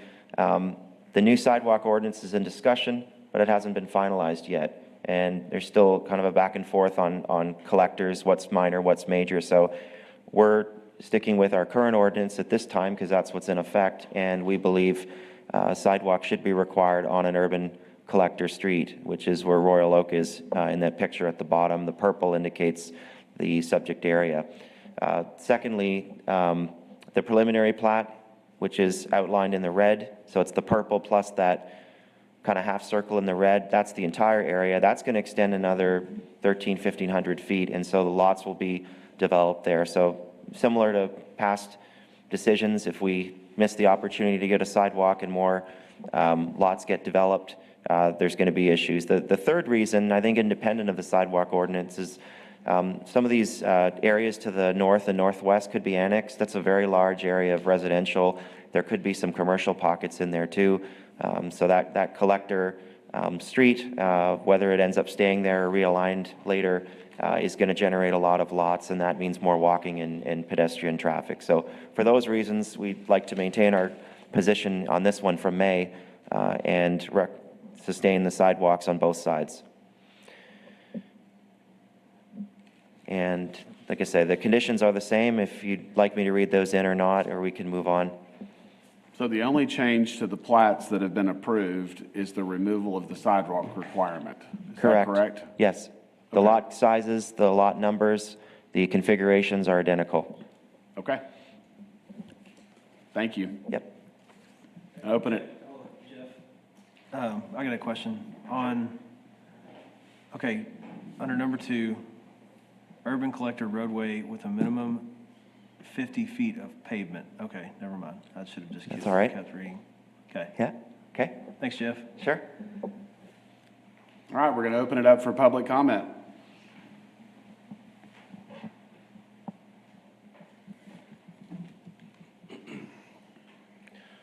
Austin Aguero, builder, developer of this section here. I have less to say on sidewalks than probably 90% of the guys behind me. I'm speaking more to just this section and what's coming here and what we know of the future here. Our plan, of course, is residential building through this area. The majority of that area has been pre-platted for residential building, RS1 zoning. All of it is pre-zoned for residential. So to throw out the opportunity of possible commercial amongst residential buildings is my primary concern here. The 50-foot pavement width we have going through there, we feel is adequate for pedestrians to walk along without the need for sidewalks. We're lodged in the middle of two undeveloped sections currently, and both sections, they're speaking to do RS1 zoning. So for us to come in here and do a sidewalk while sidewalks are so up in the air seems just premature. You're taking an opportunity to place a burden on us for something that we don't feel is necessary to the area. The sidewalks are starting from nothing and ending at nothing. Thank you. Thank you.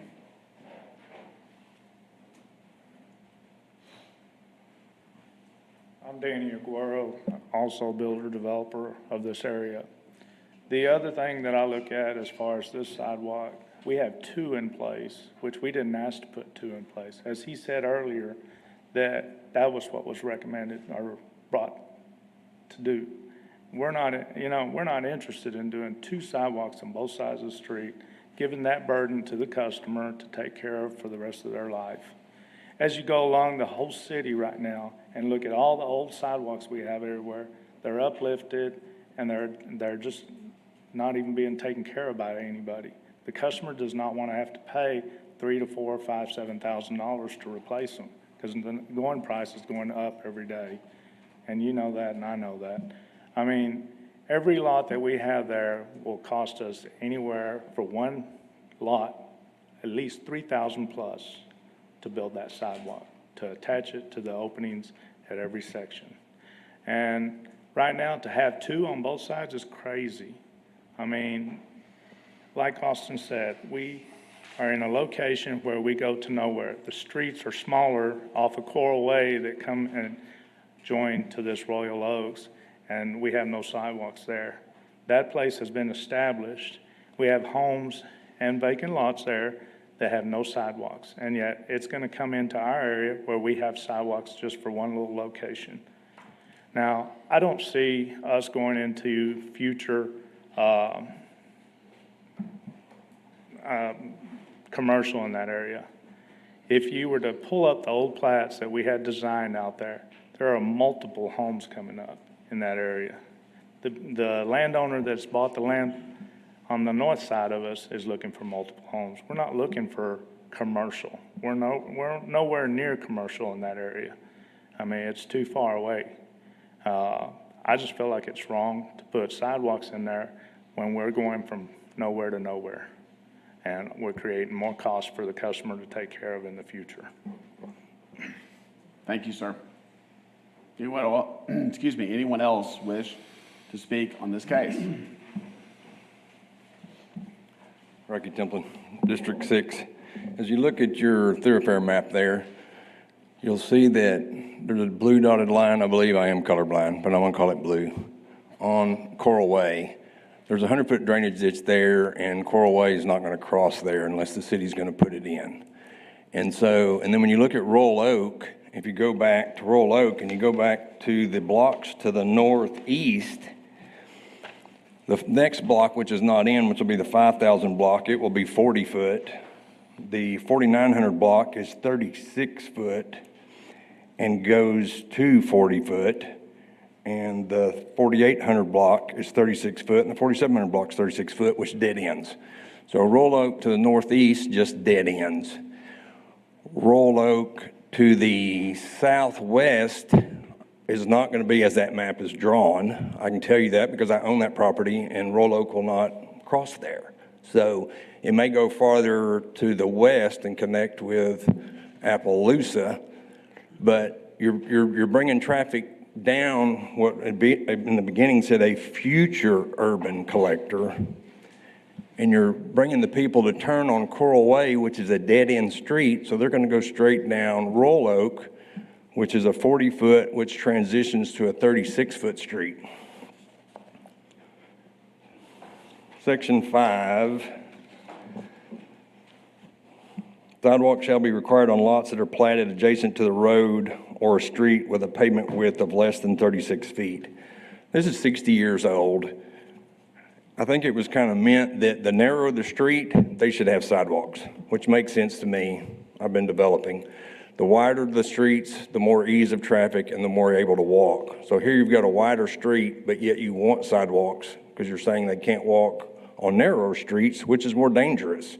So you take all the streets that are 24, 26, 28, less than 36 feet in San Angelo that doesn't have sidewalks since 1960, they should have had sidewalks. Thank you. Anyone else wish to speak? All right, I'm going to close public comment. I'm going to make a motion to approve Meridian Section 1 and Section B and remove the sidewalks. Yes. Second. All right, we have a motion and a second to approve with the removal of sidewalks on, is it Royal Oak? Yes. All in favor, say aye. Aye. Opposed? Aye. 6-1.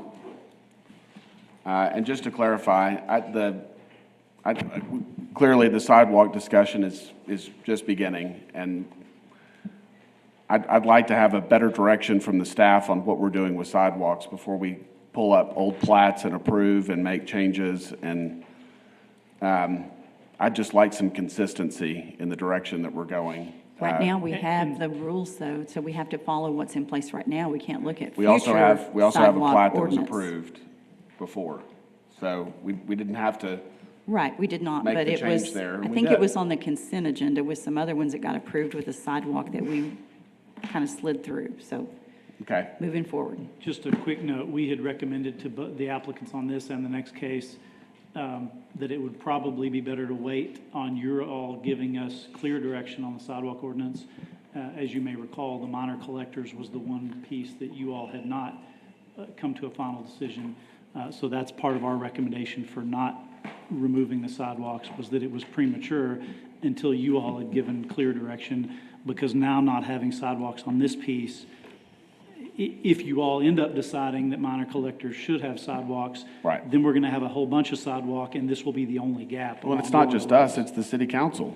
We're an advisory board at this point, so we need the city council to hear the sidewalk discussion and make a ruling and give us a direction. So, okay. Next item, H, Bentwood Country Club Estates, Section 43.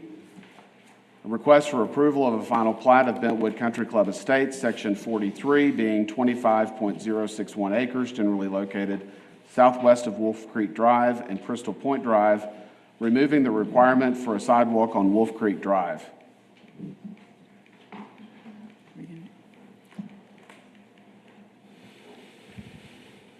Okay, and we're also going to do 43 and 44 together, if you'd like to read that. So I'm going to one read in. I-N. Thank Bentwood you. Country Club Estates, Section 44.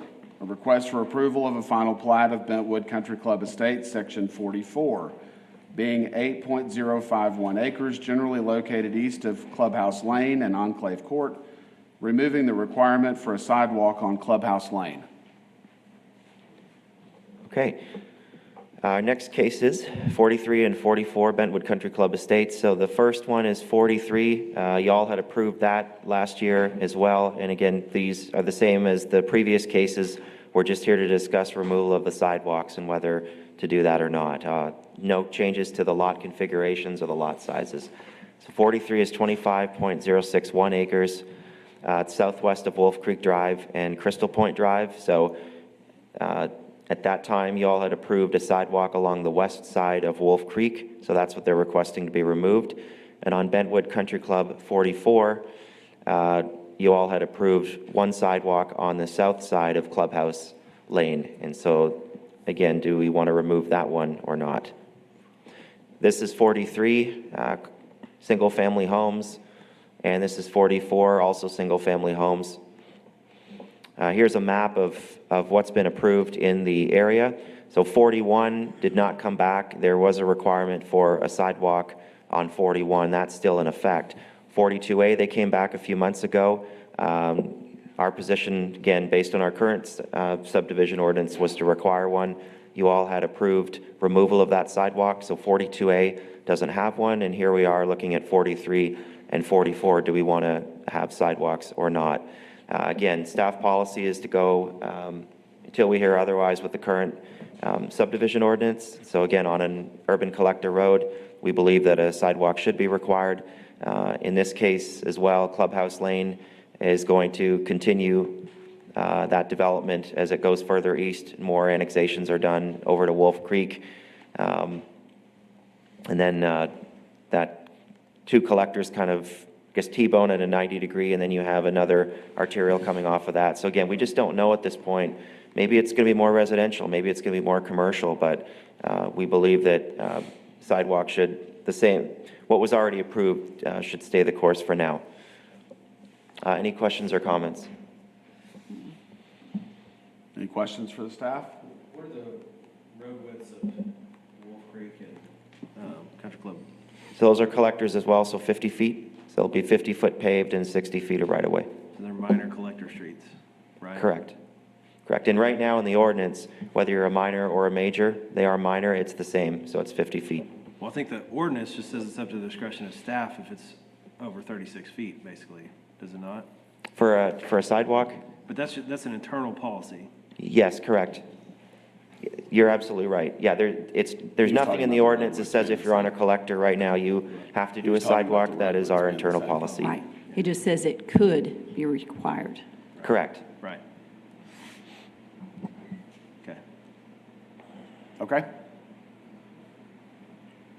Thank you, Jeff. Open it up for public comment. Russell Gully with SKG Engineering. For section 43 and 44, we would ask your approval of the plats with approval of the variance from the sidewalk requirements from staff. 41 hasn't been brought back yet. That's a multifamily project going in there. They have a lot of internal sidewalks coming from theirs that tie into it. It's up along the frontage road, so most likely probably won't see anything come back on that. We believe there is a strong argument for a sidewalk there, but when we start looking internal into the remainder of Bentwood and kind of that little southeast corner there, that's Bentwood has a large area of that under ownership and then options to buy the remainder of kind of that Sheen property there. But their intent ultimately is just more single-family residential in that area. So there's really no plan from Bentwood to do anything other than more single-family residential in that area. It's a golf course area, so you're prolific of golf carts out in that area that travel on the roadways and not really on sidewalks. So we'll just ask you to approve the variance request on 43 and 44. Thank you. Thank you. All right. Anyone else wish to speak on this? All right. Yes, sir. Tony Jones, builder and developer, and so this situation is a continuation of Section 42A, obviously. Yes, sir. I would just like to point out, and this morning is a perfect example of the information that you've received, information that council has received for the last several years has in many cases been flawed and inconsistent. Yes. Untrue. As Terry pointed out, they could be required, but you know, the other way of saying that is that they're not required. And so moving forward, you know, I think fundamentally from a planning department or an engineering department or from my department, you need clarification on what I'm going to do. No question. When I'm going to do it and what's required of me. And I think for the most part in the private sector, we have to do what we say we're going to do. And we can't cross lines and suggest or, to our buyers, our consumers, we can't make decisions predicated on something we want. We have to make decisions on reality, and so that's my only comment. Thank you. Thank you, sir.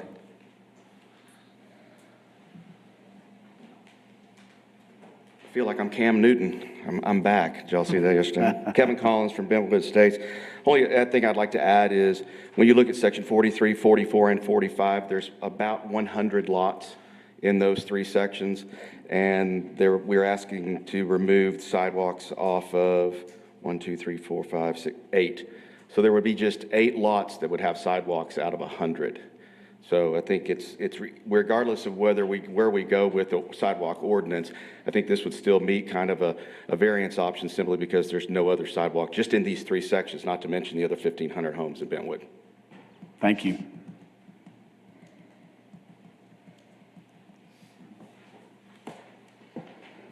Austin Guerrero, builder developer. I think the issue with sidewalks throughout the city is consistency. These sections are located within a development, doesn't have very many sidewalks. We had them removed from a section that's adjacent to the sections in question. It doesn't make any sense to continue sidewalks through areas that don't have them. Thank you. Thank you. Anyone else wish to speak on this? All right, I'm going to close public comment. And I have the same thoughts on this case that I did the other one. I would like a direction from our city council on sidewalks before we go back and pull up old plats that have been approved and grant variances for sidewalks. I want a direction. I want consistency, just like all of you guys. And I'm frustrated. It's frustrating to sit up here and have these cases where we're pulling up plats that have been approved and we've got sidewalks in some areas, and this should be done administratively. The vision should be that clear for sidewalks. And we can grant variances maybe in special circumstances where we may feel like they don't need to go and they're required, but this is, I'd like to review and discuss these after the city council has given us direction on sidewalks. Anyone else want to share their thoughts or make a motion? I want to make a motion to approve Bentwood Country Club Estates, Section 43 and 44, remove the required sidewalks on Wolf Creek Drive, and remove the sidewalks on Clubhouse Lane. Second. All right, we have a motion and a second to approve with the removal of sidewalks in these two plats. All in favor, say aye. Aye. Opposed? Aye. 5-2.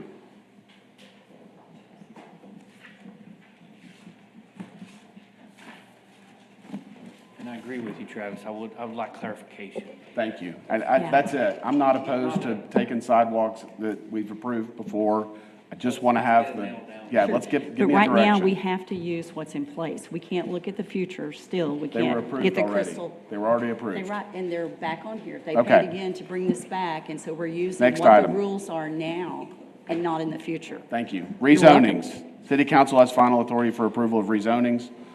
A, Z21-15 Valley View Boulevard and College Hills Boulevard, a request for approval of a zone change from RM1 low-rise multifamily residence district to the RS3 zero lot line townhome and twin home residence district, being roughly 20 acres, located at Valley View Boulevard and College Hills Boulevard. Excuse me. Rafael Alvarado, planner with Planning and Development Services. This is zone change 21-15, Valley View and College Hills. The area that is being zoned changed is approximately 20 acres. A GIS gave it to me as 20 acres. And the reason I don't have an exact acreage is that it's essentially a portion out of the preliminary plat, as you can see by the legal description. It is District 1, Tommy Hebert, Bonham neighborhood. These are the future land use and zoning district maps. The zone change is from RM1 to RS3. Ignore CN to CG. This is the notification map. There have been 2 opposition, 0 in support, and I believe 45 notices were mailed out. Do you have the We have not opposition? received any opposition, No. except for the gentleman that was speaking earlier. You said you've received 2 notices. Yes, I've received 1 in the mail and then 1 from Mr. Do you have a Hewitt. copy of the one that you've received in the mail? It's in the office. Okay. Can you go get it? Can you tell us what it says? Thank you. I'm sorry, go ahead. However, with those in opposition, their area doesn't accumulate to the 20% necessary to overturn the decision. These are images of the site.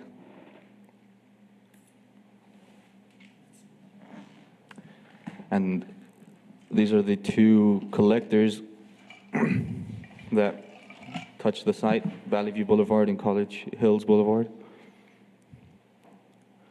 Staff's rationale for approving the zone change is it's consistent with the future use of the area in being residential. It's consistent in the zone change that it's maintaining a residential land use. Its proximity to collectors and its proximity to Knickerbocker lend it to having a denser housing arrangement. And there's a significant community need in that area, as that is the area towards where San Angelo is expanding to.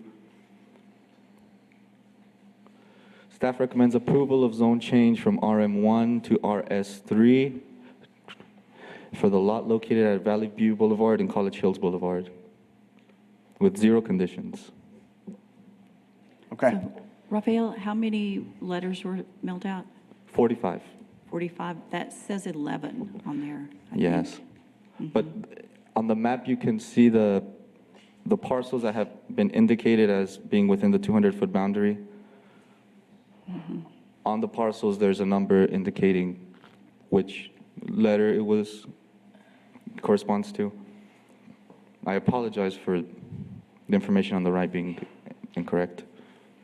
So when we get the letter in a minute, where did the letter come from? It Which came lot? from property 35, right here, that one. Okay. And I do believe Mr. Hewitt's property is somewhere in here. Is that correct, sir? Corner of Maplewood, Stone Canyon Trail. Yeah, somewhere in there. The pointer went away. Across from the black line. Okay. I have a couple of questions. Yes, sir. First one, the sections that we reviewed and approved earlier in our meeting are south of this land, is that correct? That's correct. The other 2 sections would be directly to the south, abutting Maplewood. And on the west, kind of the west side of that area? Along Stone Canyon. Okay. Can you talk about the density, the densities allowed in the 2 zonings that were from where we are now and where we're going to?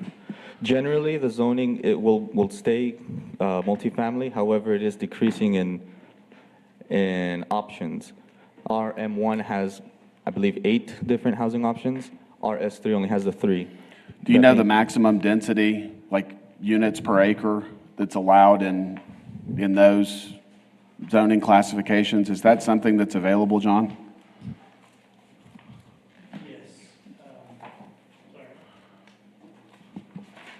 Are we talking, I have the ordinance up here on the website. Are we looking at floor area ratio or Yeah, I'm just, number of units? I think number of something that units per speaks to acre. intensity of development. RM1 is 25 units an acre.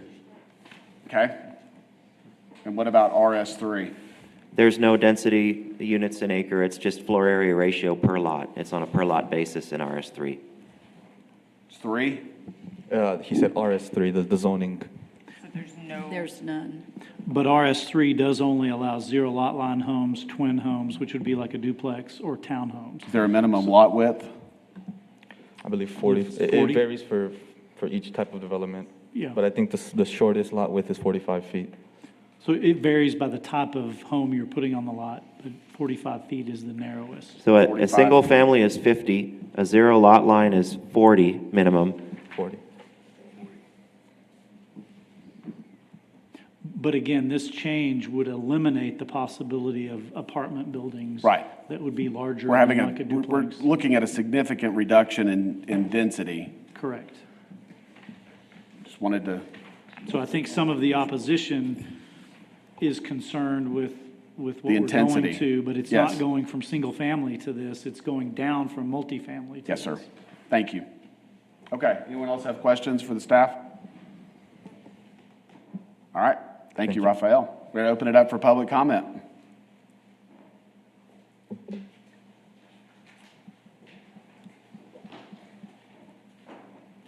Russell Gully with SKG Engineering.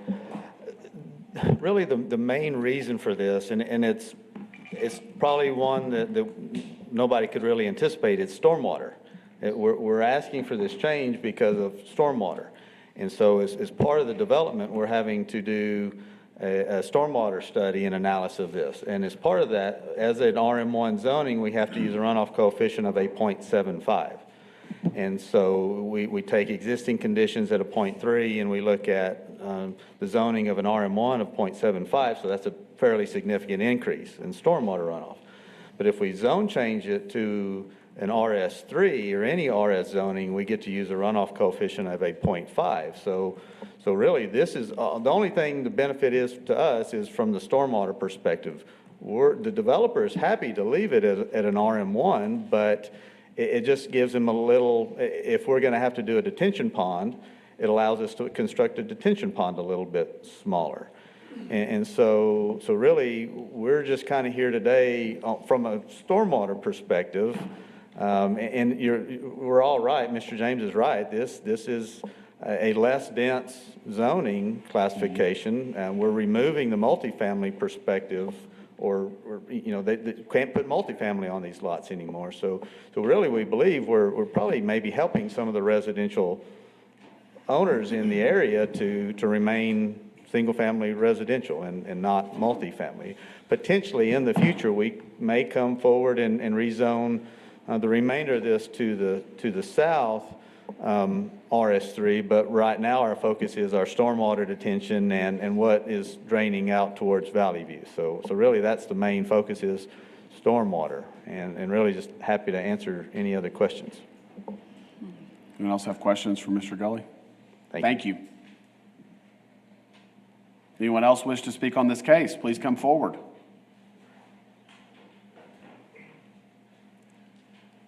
So what I'm understanding is, Rodney Hewitt, 3201 Maplewood. Yes, sir.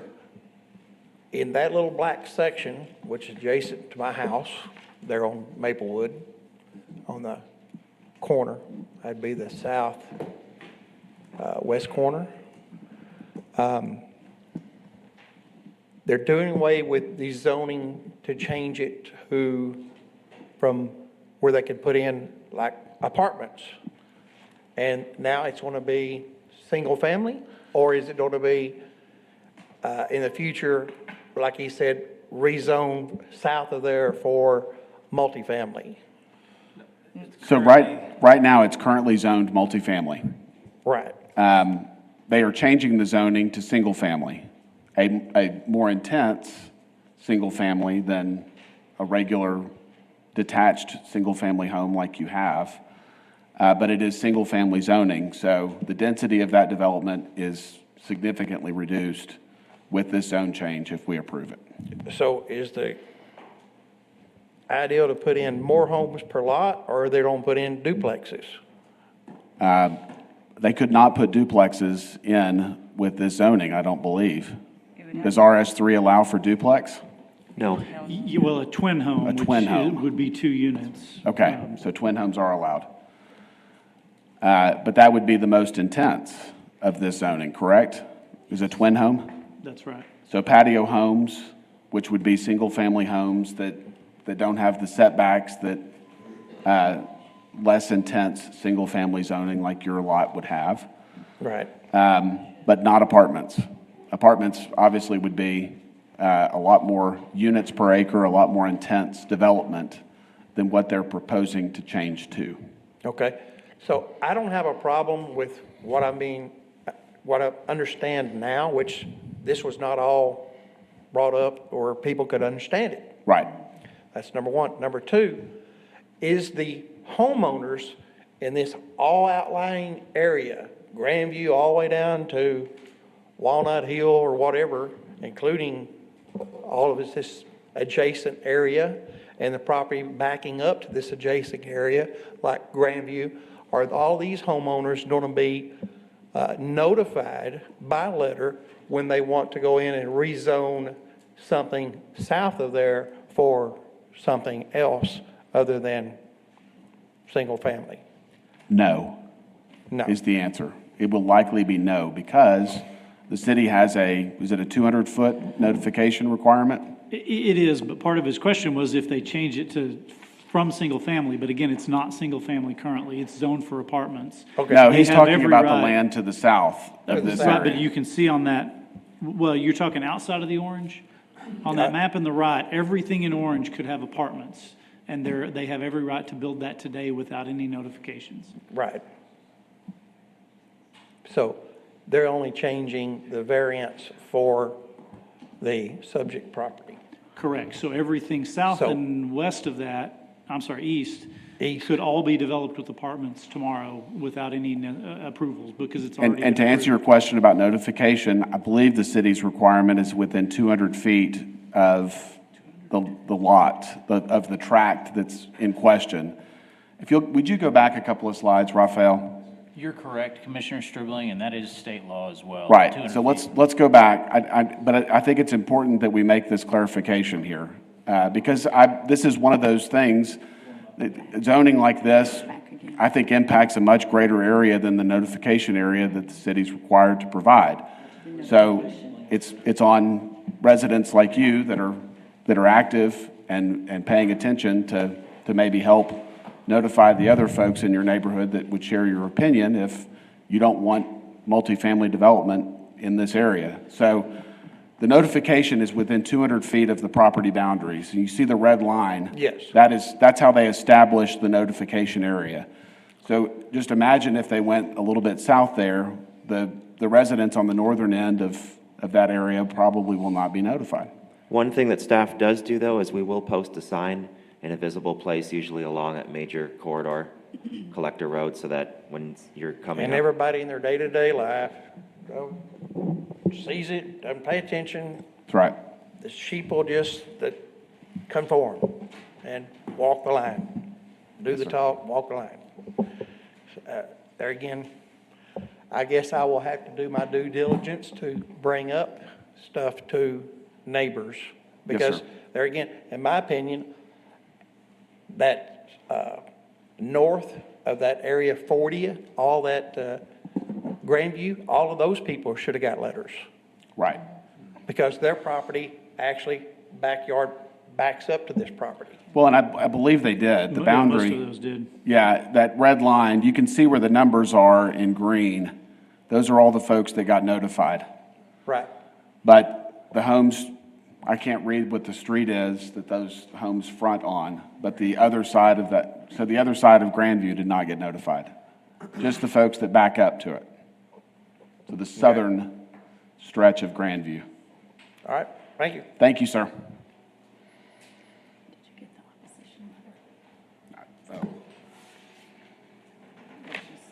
Trish Jordan, and it's single-member District 1. I live at 27 South Ridge. I'm one of these people that you're talking about that read the signs. I just had a couple of questions about the storm drainage, and I don't know what I don't know about the storm drainage. I'd like a few more questions answered. And I was worried about traffic. We have a traffic problem there anyway. Where will these people get in and get out? Because I know the trains are about to hit us full blast again and cut us off at Valley View. Those questions I would like to have answered. Yes, ma'am. Thank you. Thank you. So the question about stormwater, We do have a drainage problem down further on Valley View around our Southbridge area. So you come up to the It mic. comes from where you're talking about. So I guess the Valley View, if you look at kind of Valley View and where it takes a little dip, the southerlymost dip, that's kind of the lowest point of Valley View. So the drainage from this property, for the most part, other than just the little bit of the lots that would ultimately face and front Valley View, most of the drainage from this area kind of sweeps and goes towards the railroad track. So it's heading east, and then it starts to kind of bend around and sweep around going south. And kind of between the designations of 38 and 39, there's a huge structure underneath the railroad tracks there. And there's an old, and I don't know if we can go to the aerial map may help. You can kind of see there to the south along the railroad track, when they built the railroad track up, they borrowed a lot of material there. So there's kind of a created detention pond of sorts there. And so that's kind of what we're looking at. It's been utilized as a detention pond. We're working with the neighbors that own that area about getting to use that as a detention pond for our property. And so for the most part, most of our drainage, probably 90+% of it, does not make it to Valley View for what we're developing. And by this zone change, we're actually, by going to less dense, we're decreasing the impervious surface for the most part, and in such decreasing the stormwater runoff that's contributing to that area. And there again, the same with traffic. Apartment complex, you heard that, 25 units per acre, as opposed to single-family residential that maybe we have 4 or 5 units per acre. So we've significantly reduced the traffic that will be created in that area by this zone change. The developer just kind of said, hey, if it's an issue, we'll pull this, and all we have to do is come back and maybe ask for some variance on some floor area ratios and use it that way, or we'll just dig our detention pond a little bit bigger and we'll go on down the road and leave this opportunity to develop this as multifamily in the future. But really, this is, from what I'm understanding, the concern is this is doing nothing but helping to mitigate what could be there as an RM1 zoning. So happy to answer any other questions from whomever. Thank you.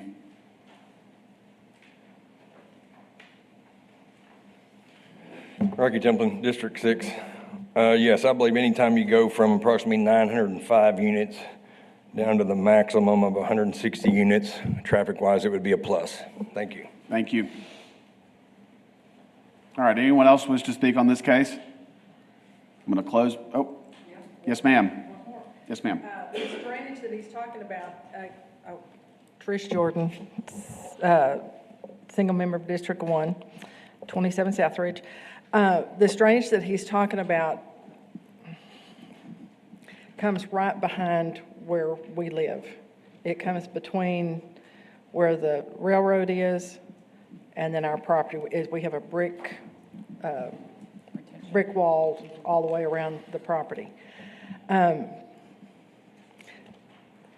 So you're going to make adjustments to maybe mitigate that drainage? I mean, can you tell me where? Southridge, Russell Gully, SKG, Southridge is to the east of this property. And so our property is draining to the east, but if you see kind of Valley View, there's kind of I can see it, two drainage areas, two drainage lines that are taking drainage from Valley View and sending it south to the railroad track. So our drainage never makes it to Southridge. We're kind of almost lower. Yes, sir. Yes, and Southridge is there to the east. So our drainage from our area, for the most part, does not, until we bring a plat that includes Valley View on it, none of our drainage that we're doing and adding to goes to Valley View. It's all going to stay south of Valley View and go south and east, but only east as far as where you had pointed, Travis. Right. And from there it's then going south. So our drainage, that's going back uphill, going towards Southridge. So, Okay, but there's an odd little, I don't know if it's the property there that had dumped a lot of, between where you are and where we are, they had dumped a lot of caliche back toward the railroad tracks. And when we get rain or heavy rain, it comes between the end of that property.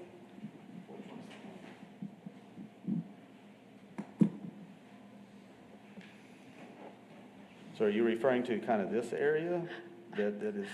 That just means nothing Oh, to okay. me, I'm sorry. We just have some drainage issues. I don't know where the water comes from, I just know we have drainage issues. And, Well- you know, it's kind of come under our retaining wall, it's washed out there. But you don't think that's coming from your No, ma'am. property? That is not us. So where would that be coming from, I wonder? I'm happy to visit with you after this. and Okay. Talk about it. Okay, because it's between a lift station Or the and city engineer is here. Okay, He's okay. the expert on it. Okay, thank you. Yes, very nice.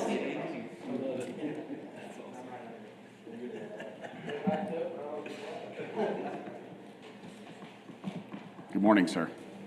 Hi, how are you? My name is Keith Woods. I live at 3101 Grandview, and I did get a letter.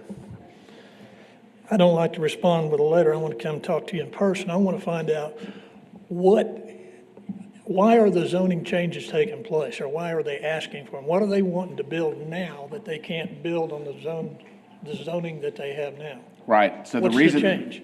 So the reason they came to us, according to Russell, is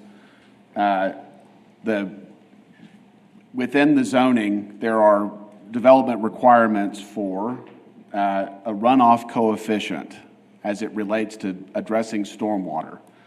So for RM1, he said it was 0.75, and for RS3, it is 0.5.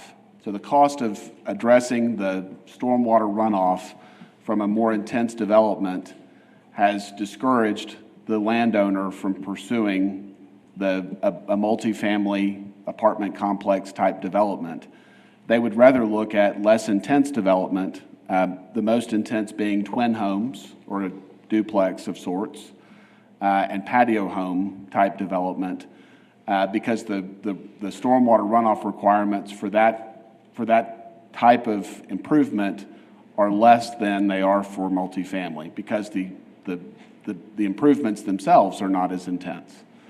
So they're reducing the intensity of the development within this tract of land Well, isn't there for a stormwater. huge low place in that property back there?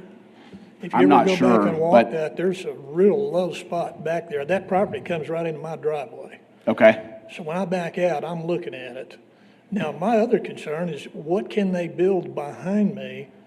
Can they build townhomes? Because I was looking at what R3 means, and R3 looks like you can have townhomes, you can have apartment complexes that are two-story.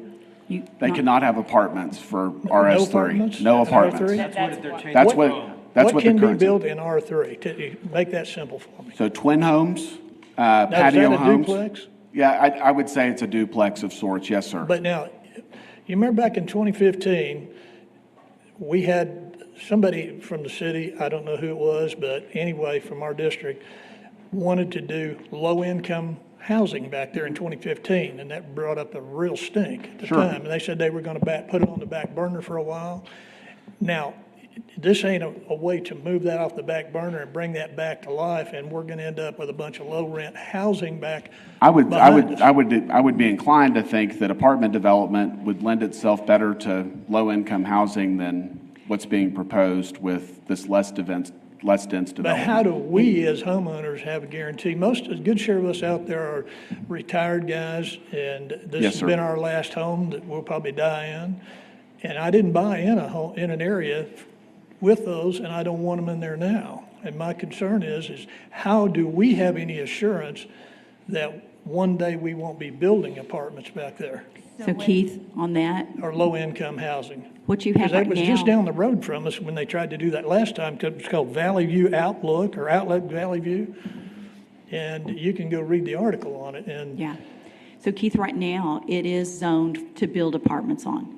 Yeah, I know that. So what they're proposing is so the twin homes, you can have townhouses, or you can have patio homes would be what would be done in the RS3.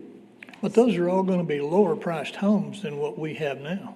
Well, not necessarily, not necessarily. If you look at the patio homes up on Champion Circle, on average, those are in the $350,000 range.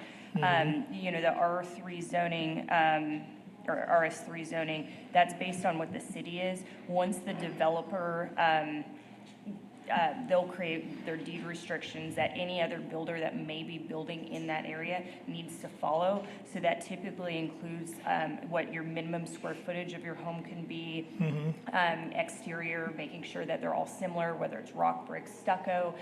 So again, it has a uniform consistency through the. But if you change the zoning, it would eliminate being able to build apartments? Yes. Yes, sir. 100%. Then I'm all for that part It of reduces it. the intensity. Yeah. Absolutely. That's what I want you to know, that this is taking that away. Yeah. What they're talking about is here, is they're changing just inside this black, this 37 acres section part here. Well, how much variance do we have behind our houses then before all this starts? How much land is going to be sitting there vacant? Because the way it looked like to me, you were talking about the land that was between the red and the black lines, and you just went around this way. So you're just talking about the land that's in white? What we're talking about for this case is the land that's outlined in black on this map Just this. above And me, what this I- aerial map. What I brought up is here and here and here, they're wanting in the future to maybe, and it's already zoned, to add The apartments. apartments. That's what I've been worried about, is that right there? Yes, sir. And they're probably gonna go in, and which has not been brought up, they're probably gonna come in from here on Valley View, where you got Walmart over here on Knickerbocker. Well, they'll bring Valley And View they're to gonna Valley View. bring this all the way over and use this section right here to connect Valley View.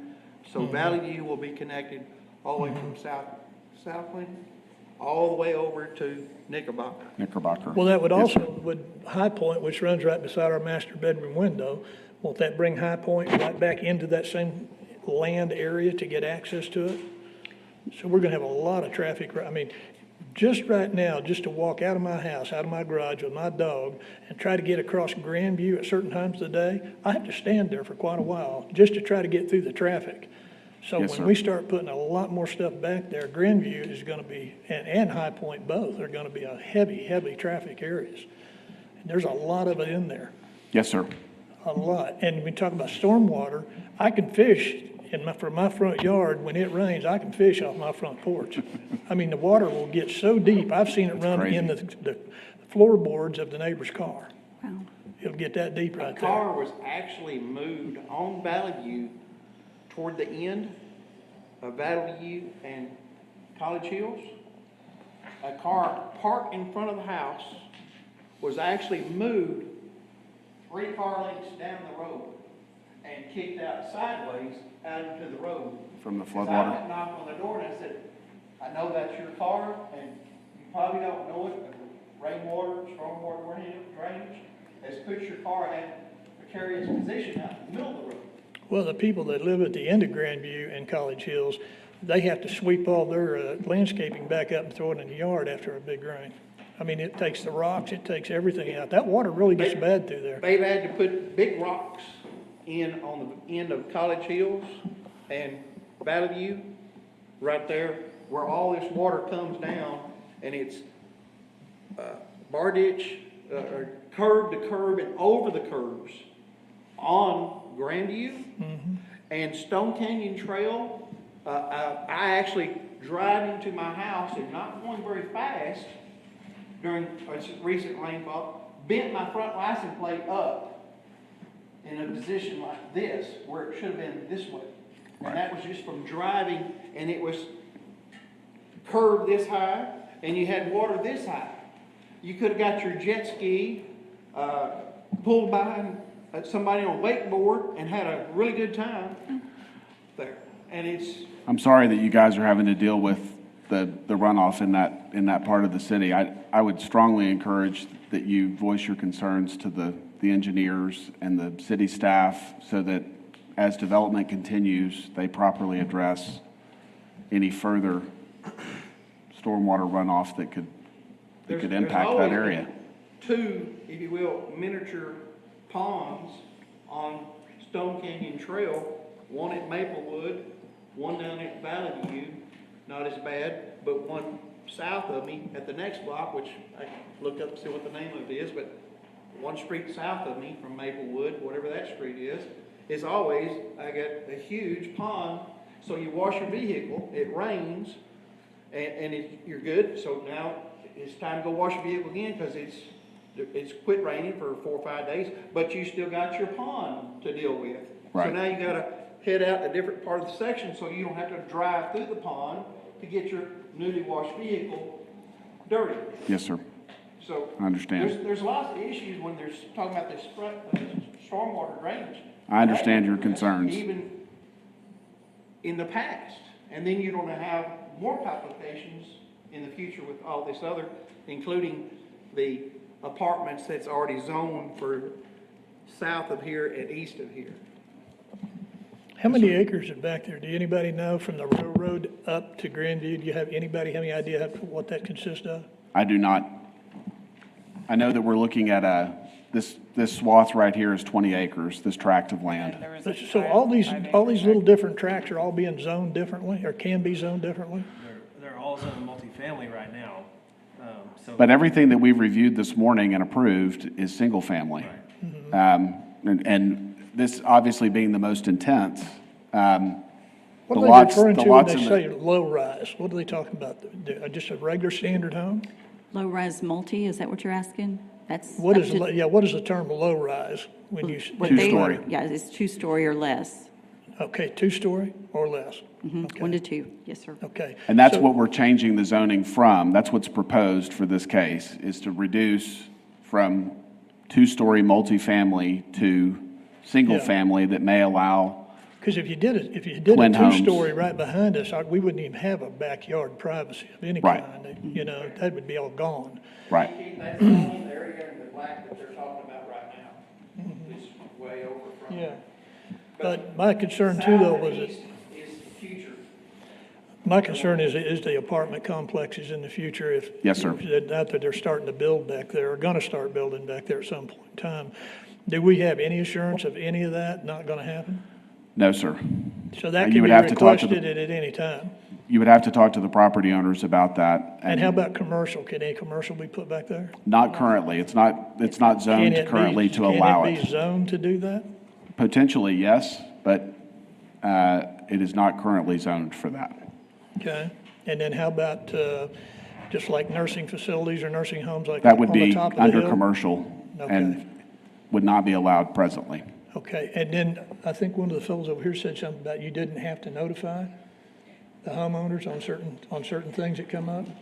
Yeah, if you're. If you're outside of the 200-foot notification area, we don't have to notify. We would put a sign up, and there's other ways too to notify, but yes, if you're, say, 500 feet away from that zone change, you wouldn't get notification. There again, besides the sign, there are other ways that we also notify, though, but we're not required to. Well, tell me the positive things about rezoning it.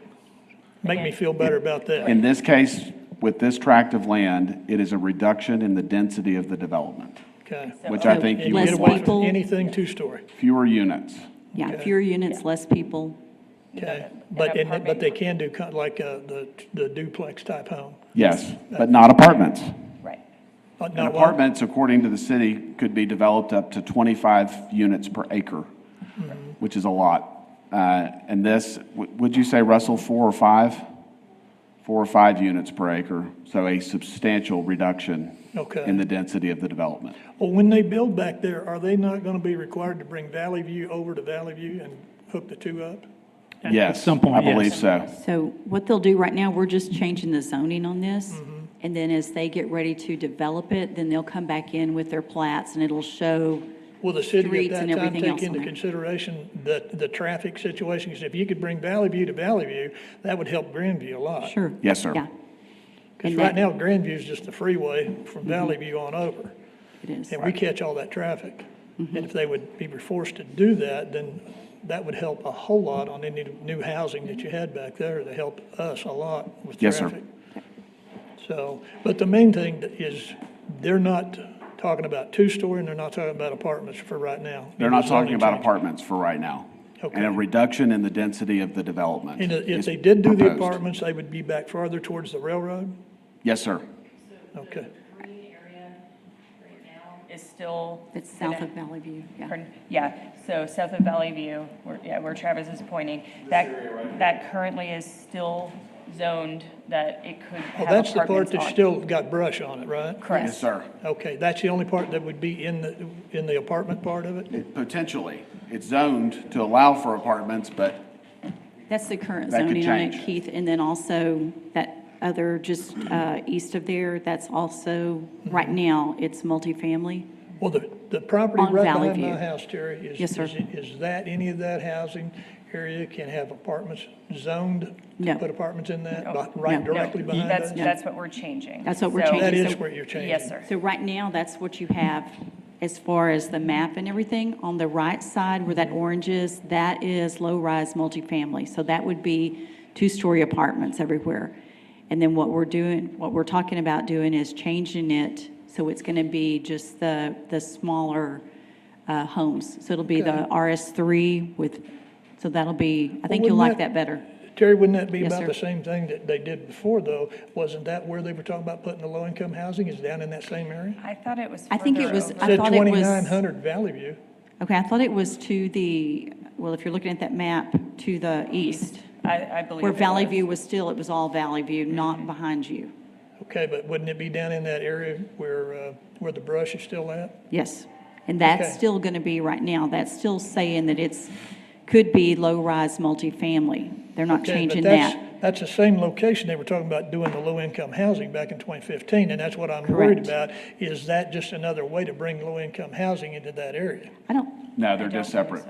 They're- Yeah, they're- it's gonna be they're mutually separate. exclusive. yeah. But will we ever know anything about it? Or will Yes. this be something that happens and, No, there will be notice. They will put signs up on that land if they're changing the zoning. Well, it's zoned for multifamily, so if it's low income, they're gonna probably have to get They'll do the city town hall council meetings, I would approval think, and like town hall as they did meetings. So before. They'll have to go through quite a bit. I think what the city should have done was bought that whole chunk of land behind my house and turned that into a beautiful park. Right. And We address the wouldn't have drainage this issues. problem right now. Yes. We got all those deer back there, we got all kind of wildlife, we need walking trails. If you guys would have did that, you'd have had a beautiful park back there. Forget all this housing stuff. Thank you, Mr. Woods. Appreciate your time. All right, anyone else wish to speak on this case? All right, I'm going to close public comment and take a motion or any other comments. I would like to make a motion to approve it as presented. Second? We have a motion and a second to approve as presented. All in favor, say aye. Aye. Opposed? 7-0. Conditional uses, the Planning Commission has final authority. For approval of conditional uses, appeals may be directed to the City Council. CU 21-16, 3017 Southwest Boulevard. A request for approval of a conditional use to allow alcohol sales in the General Commercial Zoning District to satisfy TABC requirements for the sale of wine-based to-go daiquiris, being .209 acres located at 3017 Southwest Boulevard. Rafael Alvarado, planner. This is conditional use 21-16 at 3017 Southwest Boulevard. Subject property is 0.209 acres. It is within District 6, Larry Miller, in the Sunset neighborhood. To the left is a satellite image of the property. Here you have the future land use and the zoning districts. And this property did undergo a zone change from CN to CG. I believe it is, the conditional use is subject to approval of the zone change at tomorrow's city council meeting. If you remember, this was accepted a couple. This is the notification map. There have been 0 in support, 0 in opposition. 12 notices were mailed out. This is the property, front view, and the rear view.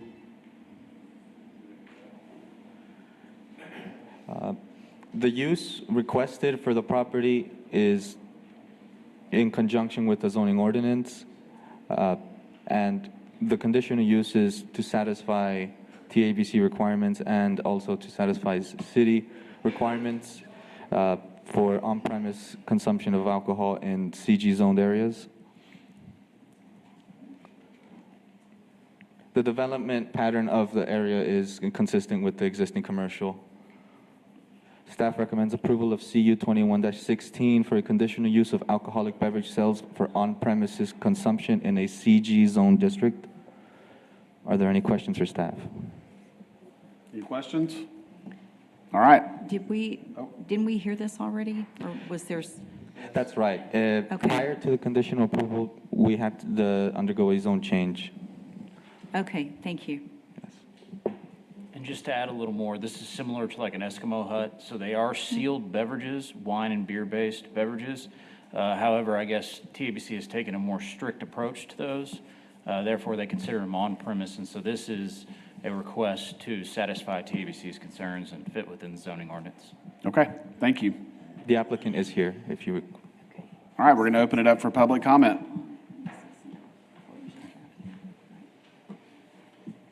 I'm Taylor Jenkins with Soto Management, the applicant, and it's just like he said, it's like an Eskimo hut. We just have to satisfy TABC, and we don't allow consumption on the premises, so as a company policy. Okay, Yes, thank you. thank you. Anyone else wish to speak on this case? I'm going to close public comment. Anyone wish to make a motion? Make a motion to approve as presented. Second. We have a motion and a second to approve. All in favor, say aye. Aye. Opposed? 7-0. Planning projects. Presentation of historic resources, survey of downtown San Angelo, prepared through a grant from the Texas Historic Commission. Thank you. John James, Director of Planning and Development Services. This is the area in red. The city got a grant. Council approved us to apply for a grant from the Texas Historic Commission to do a historic resources survey of the area you see there in red. That was accomplished by a consultant. Just a little information there on the screen of the consulting firm that we hired. They spent about a year going through the downtown, taking pictures. What you didn't get in your packet, you got a copy of the final report, except there was an Appendix B, which was about 400 pages. It had one page on each property in the downtown, a picture, a historic description of the property. So that's available in our office. It was just too big to include in your packet. As I mentioned, it was with a grant. This is just for information only. It's again, it's a report from the consultant. There's no action from you all today. It doesn't change zoning. It's not creating a historic district, anything like that. However, one of the recommendations from the consultant was if the city is going to create a historic district in the downtown, here are the areas that we would recommend as the consultant to look at doing that. We've been talking with downtown San Angelo. They are interested in the city pursuing a historic district in the downtown. And so that's sort of what is driving some of this. And so, again, I won't read through all of this. As I mentioned, the team did surveys, identified 390 different buildings in the downtown that they reviewed. When I get to the map in a second, they basically, for each building, they designated it as high priority, which means it's qualified to be on the National Register of Historic Places, or medium priority, which means it's historic, but not necessarily qualified for the National Register, but would qualify to be locally zoned historic. And then low priority are those that aren't historic at all, but are in the area that was surveyed. As they note there, all evaluations were made by professionals that are, meet the standards of the Secretary of Interior. That is the federal department that establishes guidelines for historic preservation. So here's the map. I know that's kind of hard to read.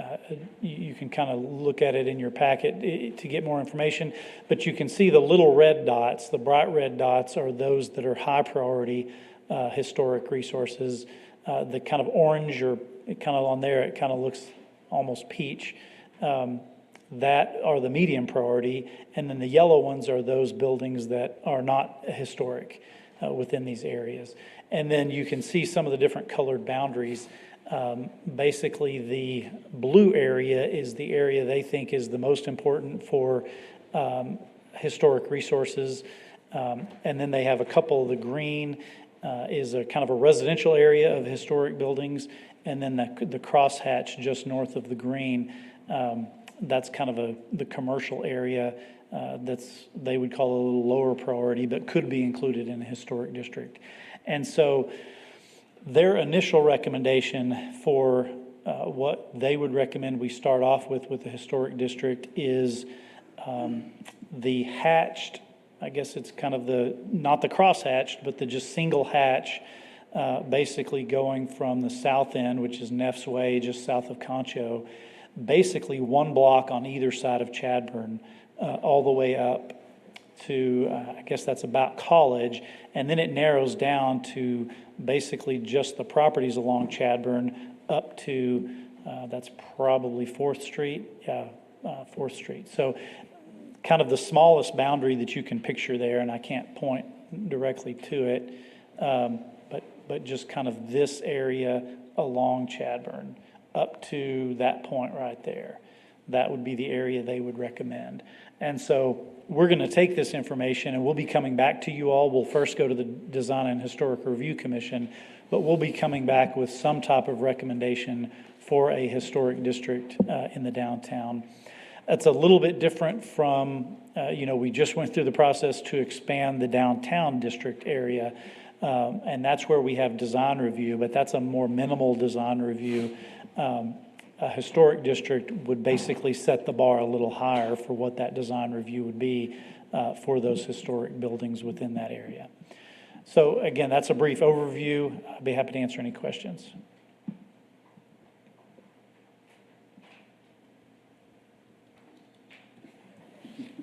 With that, again, we'll be coming back at some point in the future. If we are to adopt a historic district, it'll have to go through the DHRC, through you all, and through City Council, as well as probably having a town hall meeting to have the public come in and hear about it. So on that new area that we just did, the River Corridor or whatever it's called now, there was discussion at that time that we wouldn't be changing or what I remember, historic, or there wouldn't be extra things that those properties needed to do or be done to them. Are you saying now that there would be? Well, if this ever got adopted, then yes, it would have a higher bar for historic preservation, but just in this much smaller area. And as it goes through the process, it could be expanded or shrunk based on, the direction we get. So you're saying only on South Chadburn, south to North Chadburn? Yes, so one block on either side of Chadburn just through this strip. So just that blue crosshatched up to about there. Okay. Again, that's their recommendation.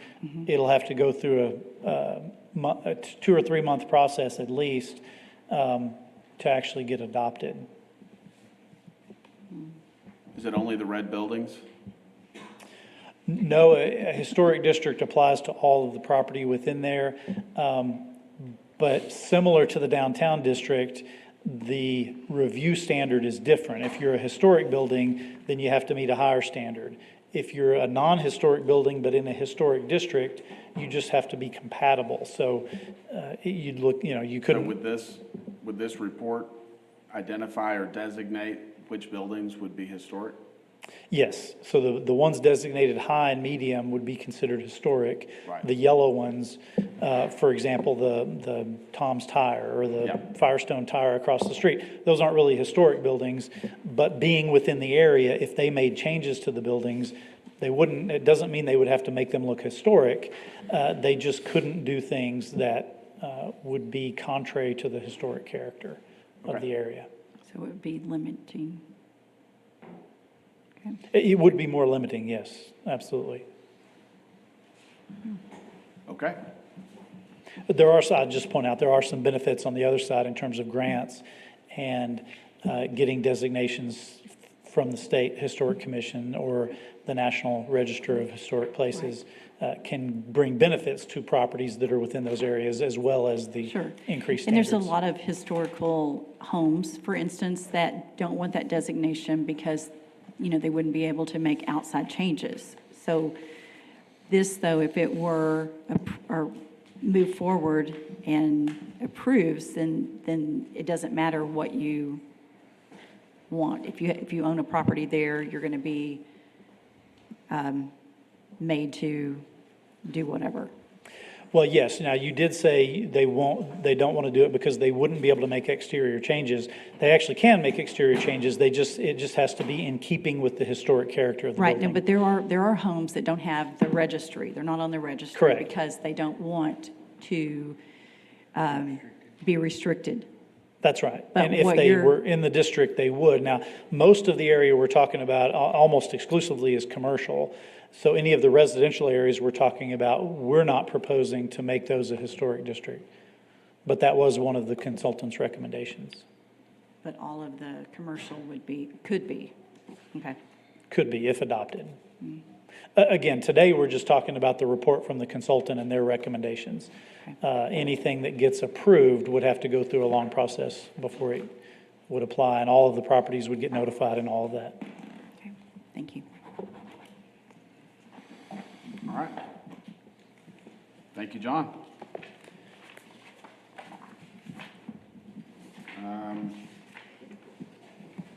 Director's report. I'll just stay right here for that. I don't really have anything to add.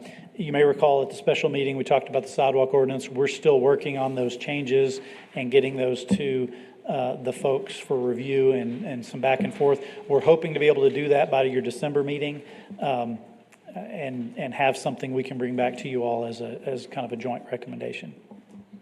Okay. Now, future meeting agenda and announcements. The next regular meeting of the Planning Commission is scheduled to begin at 9 a.m. on Monday, December 13th, 2021. Adjournment. Anyone wish to make a motion? Make a motion. Second. We have a motion and a second to adjourn. All in favor, say aye. Aye. Aye. Opposed? 7-0. It's 11:38.